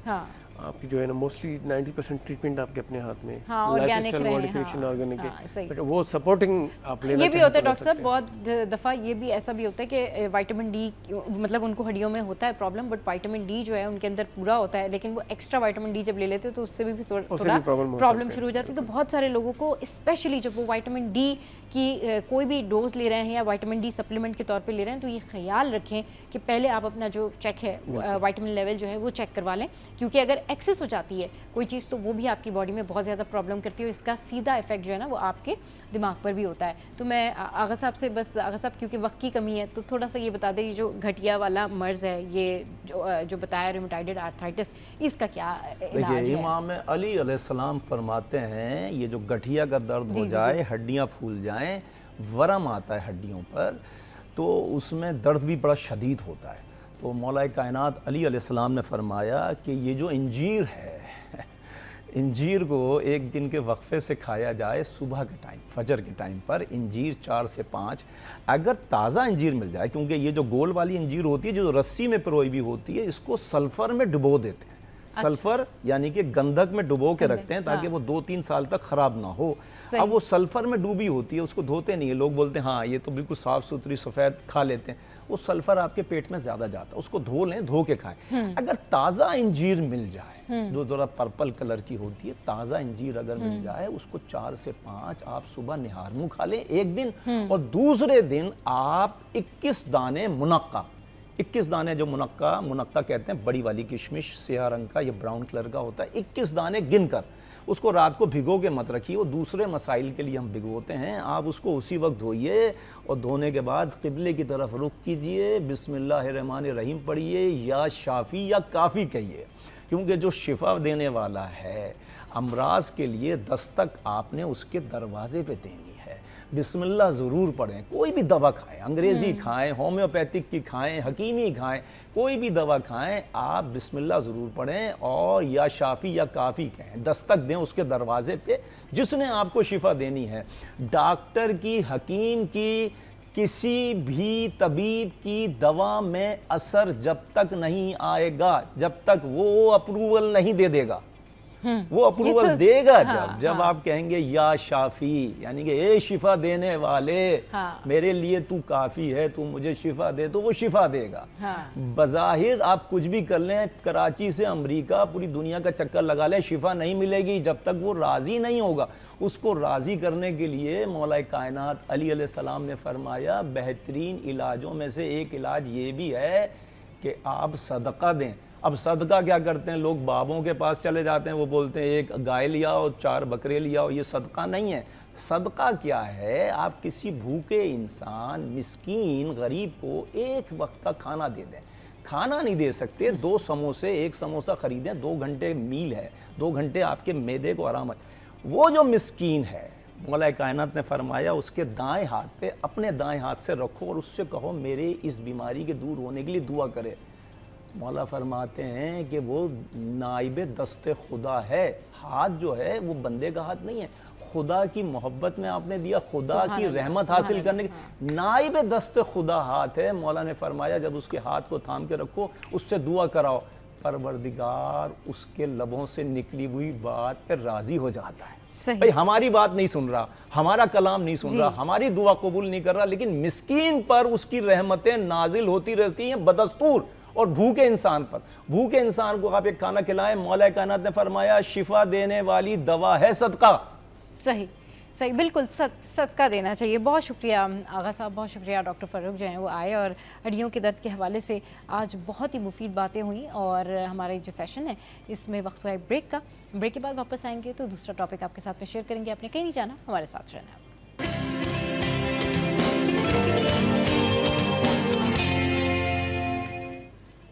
Welcome back. तो जनाब सोलर पैनल के हवाले से आज हम बात करेंगे कि आपने देखा होगा कि बिजली के बिलों से बचने के लिए लोगों ने जो है वो सोलर के जो प्रोसेस होते हैं वो अपने छतों पर लगाए होते हैं। और समहाउ ये बहुत अच्छा भी है कि आपका बिजली का बिल जो है वो बहुत कम हो जाता है। लेकिन अभी रिसेंटली हमने देखा कि इससे पहले थोड़े दिन पहले, 2, 4, 6 दिन पहले, हफ्ता पहले हमने देखा कि पंजाब में जब बारिशें हुई या दीगर पाकिस्तान के इलाकों में बारिशें हुई तो वहाँ पर जो PDM है उसने ये कहा कि जी 70% जो नुकसानात हुए या लोग ज़ख्मी हुए, जो प्रॉब्लम क्रिएट हुआ वो इस वजह से हुआ कि जो सोलर्स थे वो उनको हिफाजती तौर पर जो है वो उस तरह से उनको एडजस्ट नहीं किया गया था छतों पे लोगों ने, और वो इतनी तेज़ विंड थी, आंधी झक्कड़ और बारिशों में जो है वो उड़े और गिरे, जिसकी वजह से लोगों को नुकसान पहुंचा। तो एक तो बात ये करेंगे कि इसकी हिफाजत किस तरह से की जा सकती है कि भाई आप जब अपनी छतों पर ये तमाम तर चीज़ें लगाते हैं या जिस जगह भी आपने ये लगाया होता है उसको आप वहाँ पर किस तरीके से अटैक करें, उसकी हिफाजत कैसे करें। और दूसरा, अगर जो लोग हिफाजत नहीं करते हैं तो फिर उन लोगों के लिए जो है वो क्या कुछ है कि उन लोगों के हवाले से लॉ क्या कहता है। तो इस पर बात करने के लिए हमारे साथ मौजूद हैं अतीकुर रहमान साहब जो कि इकॉनमिस्ट भी हैं और एनालिस्ट भी हैं, इकॉनमिक एनालिस्ट हैं, और लियाकत भाई हमारे साथ मौजूद हैं। अस्सलाम वालेकुम, वेलकम टू द शो। कैसे हैं आप? ठीक ठाक हैं? अतीक साहब ज़रा बताइएगा कि ये क्या इसके बारे में करना चाहिए कि किस तरह से अपने इन सोलर्स की जो है हिफाजत करनी चाहिए ताकि ये दूसरों के लिए जो है वो हार्मफुल ना हो। जी, बहुत अच्छी बात आपने की और मैं भी काफ़ी दिनों से यही सोच रहा था कि कुछ इसी तरह की सिचुएशन है कि अभी पंजाब में ऐसा हुआ और दूसरी जगहों पे जी जी। तो काफ़ी डैमेजेस आई हैं। तो इसको इंश्योर करना है कि किसी तरह इंटैक्ट रहें, जैसे अभी आपने कहा जी। और कोई बहुत ज़्यादा मजबूत तरीके पे इनको लगाया जाए और इसकी कोई ज़रूर टेक्निक आती होगी और उसको एप्लीकेबल किया जाए। मैं सिर्फ एक बात करना चाहता हूँ कि जैसे हमारे यहाँ बहुत बड़े क्राइसिस हैं एनर्जी के जी, और I think we are one of the nation in the world जो इतने ज़्यादा क्राइसिस से गुजरा है एनर्जी के, जी, और इस क्राइसिस को दूर करने के लिए अल्टरनेट सोर्स ऑफ एनर्जीज जो भी है हमारे पास, उसमें सबसे ज़्यादा जो फॉरवर्ड और फ्रंट लाइन पे हमें नज़र आता है और जो इजीली एक्सेसिबल है वो सोलर है।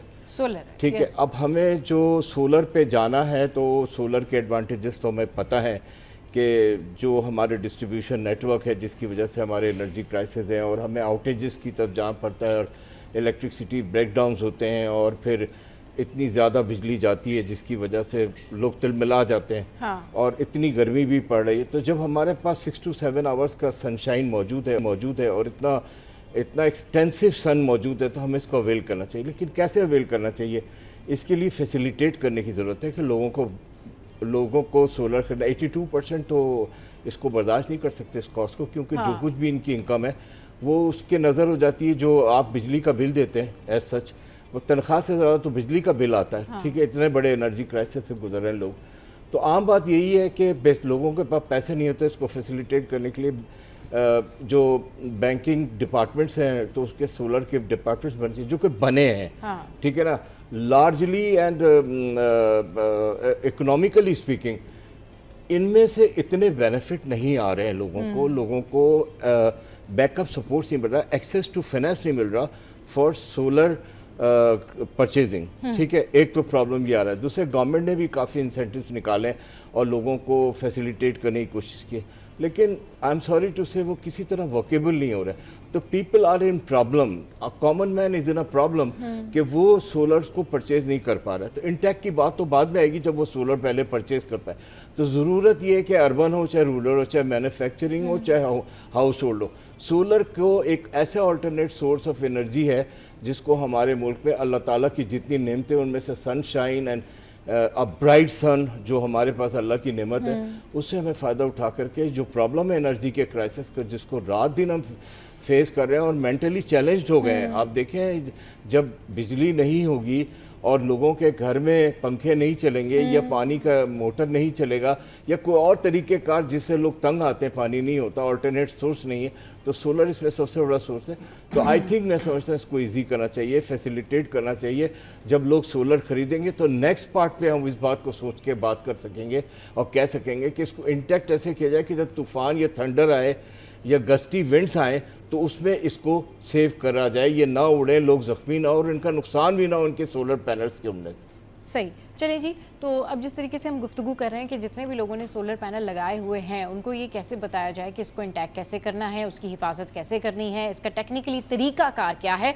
लेकिन अगर वो ये तमाम तर चीज़ें नहीं करते हैं, टेक्निकली उसको फिट एडजस्ट नहीं करते हैं, तो डेफिनेटली आपको पता है कि बारिशें हैं, आंधी है, झक्कड़ है, तूफ़ान है और फिर इस सूरत में जो है वो दूसरों को नुकसान पहुँचता है। लियाकत भाई हमारे साथ मौजूद हैं। लियाकत भाई, लॉ क्या कहता है? देखिए, लॉ तो ये कहता है कि अगर कोई सोलर का पैनल गिरता है या कोई प्लेट गिरती है और आंधी या तूफान से जो है ना, और जिस शख्स की प्रॉपर्टी से गिरती है, अगर कोई शख्स वहाँ से जा रहा है और उसको लगती है, उसके सर पे लगती है या किसी वाइटल पार्ट पे लगती है और जिसकी वजह से जो है ना उसकी मौत हो जाती है, तो यकीनन ये काबिल सज़ा एक जुर्म है और कत्ल बिल सबब है कि आपकी गफलत लापरवाही की वजह से एक शख्स की जान चली गई। देखिए, आप सोलर पैनल लगाएं लेकिन उसका ये नहीं कि आप छत के ऊपर प्लेट उठा के डाल दें और आंधी तूफान है और वो जो है ना हवा से उड़ के किसी शख्स पे गिर जाए और उसके बाद उसकी जान चली जाए, तो ये काबिल दस्तअंदाजी जुर्म है और इसमें कत्ल बिल सबब है और इसकी सेक्शन 322 है, इसमें अप्लीकेबल है और उस पर आप FIR दर्ज करा सकते हैं इसके जो। अच्छा,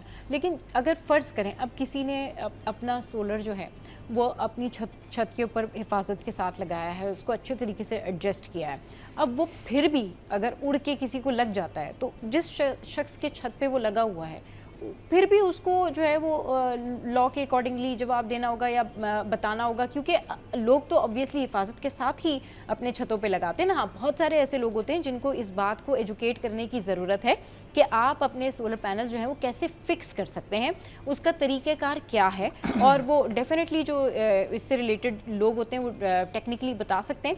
बट समहाउ अगर कोई किसी की इंटेंशन ही ना हो और उसने ये सारी चीज़ें की हुई हो, और फिर भी अगर वो जाके कोई सोलर किसी को हिट कर देता है तो उसके लिए फिर एक शख्स गाड़ी चला रहा है, उसको ड्राइविंग लाइसेंस है, उसके बावजूद भी हादसा हो जाता है, उसमें क्या है कत्ल खता, ठीक है, फिर भी उसके ऊपर FIR दर्ज होती है।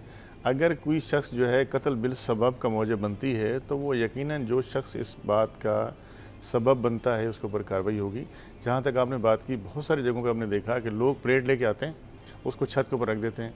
जब अगर आपको पता है कि एक मौसम आंधी तूफान का बन गया है, एक तेज़ हवाएं चल रही हैं, अंदाज़ा है कि ये चीज़ हमारी छत पे पड़ी हुई है, या तो आप उसको वहाँ से रिमूव कर लें, आप एहतियाती तदबीर इख्तियार करें। नहीं, आपने जो है ना वहाँ उसको छत पे रखा हुआ है, आंधी तूफान से वो चीज़ जो है ना वहाँ से तेज़ी से उठ के जो है ना किसी शख्स, किसी बच्चे को, किसी बड़े को, किसी बूढ़े को लगती है और उसके बाद उसकी जान चली जाती है। उसका ज़िम्मेदार कौन है? उसका ज़िम्मेदार वो शख्स है जिसने जो है इस चीज़ को अपनी छत पे रखा और उसकी जो है ना हिफाजत नहीं की और उसके जो है ना वो उसको फिट नहीं किया, जिसकी गफलत लापरवाही की वजह से शख्स की जान चली गई। आपको बेशुमार जगह हैं, आप जाके देख लें। देखिए, छत के ऊपर आप सोलर को जो है ना फिट नहीं कर सकते, उसके लिए आपको फ्रेम बनाना पड़ेगा, क्योंकि छत की जो दीवारें हैं उसके अंदर साफ ज़ाहिर आप कोई बड़ा जो है ना वो मेन होल जो है ना पाइप नहीं लगा सकते, उसकी फिटिंग नहीं कर सकते। उसके लिए होता है कि उसके लिए आपको प्रॉपर सेटअप बनाना बड़ा ज़रूरी है। इस पर यहीं से डिस्कशन को कंटिन्यू करेंगे, लेकिन यहाँ पर वक्त एक ब्रेक का, आपने कहीं नहीं जाना, हमारे साथ रहना। Stay with us.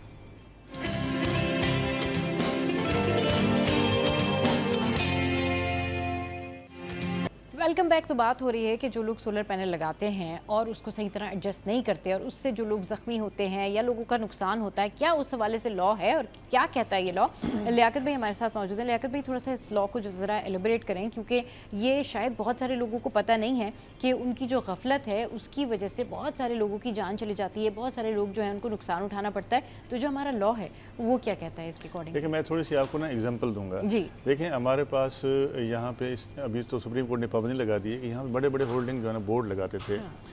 एडवर्टाइजमेंट कंपनियां जो है ना रोडों के ऊपर जो है ना वो बोर्ड लगे होते थे। जब हमारे पास बारिशें आती थी, आंधी तूफान आता था, वो बड़े बड़े बोर्ड जो है ना गिरते थे, कभी इंसान पे गिर जाते थे, कभी किसी गाड़ी पे गिर जाते थे, उससे लोगों की अमवात होती थी। तो आपने देखा कि उसके बाद सुप्रीम कोर्ट ने पाबंदी लगाई इसके ऊपर, और ऐसे वाक़यात के अंदर भी FIR जो है ना कत्ल बिल सबब की दर्ज हुई हैं उन कंपनीज़ के खिलाफ जो है। इसके अलावा KMC है, जैसे मैं एक मिसाल आपको दे रहा हूँ कि रोड के ऊपर हम जा रहे हैं, कोई मेन होल खुला हुआ है, उसके अंदर कोई बच्चा गिर जाता है, कोई बड़ा गिर जाता है, तो KMC जो है वो इस चीज़ के रिस्पॉन्सिबल है और कत्ल बिल सबब की FIR आप KMC के ऊपर भी करवा सकते हैं।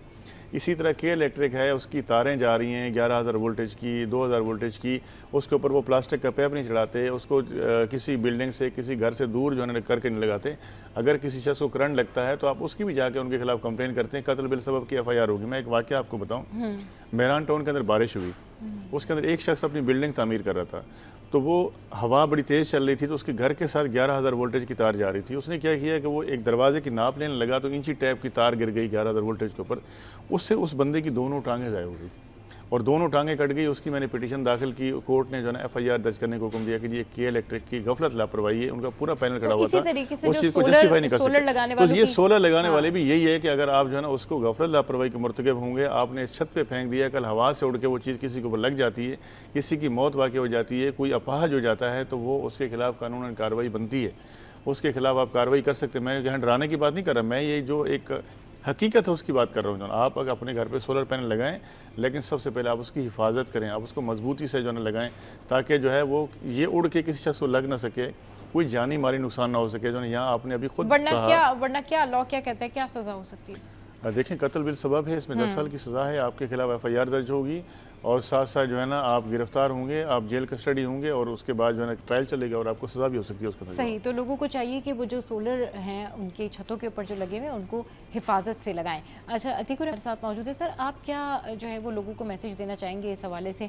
क्योंकि कोई भी नहीं चाहता कि किसी की भी ज़ात से किसी को भी नुकसान पहुँचे, लेकिन इंटेंशनली या अनइंटेंशनली अब इस तरह के वाक़यात हो जाते हैं, तो उस पर आप क्या मैसेज देना चाहेंगे? गॉड फॉरबिड, ये जो बातें हम कर रहे हैं ये काफ़ी सीरियस बातें हैं और इस पर गौर करने वाली बातें लियाकत साहब ने बहुत अच्छा एक्सप्लेन किया। It is very precarious. ठीक है, इसका ये मतलब नहीं है कि हम सोलर के ऊपर ना जाएं। सोलर पे जाना है हमें, ये हमारा अल्टरनेट है और सबसे इजी सोर्स ऑफ एनर्जी है हमारे पास। सही। तो मैं बात कर रहा था फाइनेंस के पॉइंट ऑफ व्यू से कि एक्सेस टू फाइनेंस इस पर अवेलेबल थी, कंज्यूमर फाइनेंसिंग इसकी ईजी करनी चाहिए गवर्नमेंट की तरफ से भी और बैंकों की तरफ से। एक बात।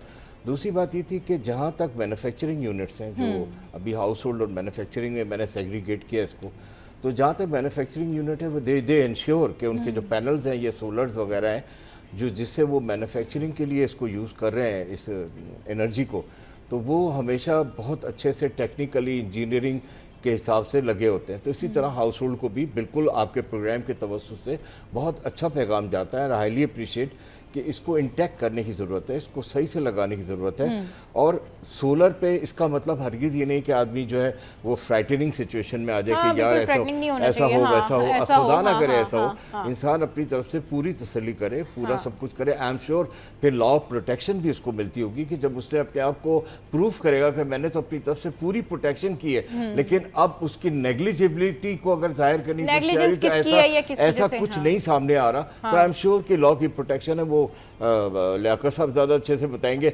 और मैं समझता हूँ कि हर आदमी बिल्कुल ये बात एसेंशियल है और बिल्कुल बहुत ही वाज़ेह बात है कि आप जब सोलर पे जाते हैं तो आप उसके पैनल्स को उस तरह से इंटैक्ट करें कि वो अपनी हिफाजत हाँ करें। बिल्कुल, वो उसके लिए यही कहा जाता है कि हवा से थोड़ा जो है वो आपने ऊंचा रखना है और उसको जो है वो आपने जिस जगह पर रखना है उसके सराउंडिंग्स में आपने देखना है कि अगर वो उड़कर जाता है तो उतनी स्पेस हो। अगर आपके घर में ये सारी स्पेस मौजूद है, इसके बहुत सारे जो है वो टेक्निकल पॉइंटर्स हैं। चलिए जी, बहुत शुक्रिया अतीकुर रहमान साहब हमारे शो पर आए, लियाकत भाई आप हमारे शो पर आए। तो जी शो का टाइम जो है वो एंड अप हो गया है और आज के शो का फीडबैक आपने जो है वो हमें देना है और बताना है कि आपको हमारा आज का शो कैसा लगा। अपना ख्याल रखिए, अपने इर्द गिर्द लोगों का ख्याल रखिए, हंसते रहिए, मुस्कुराते रहिए और देखना मत भूलिए। Keep watching serial 10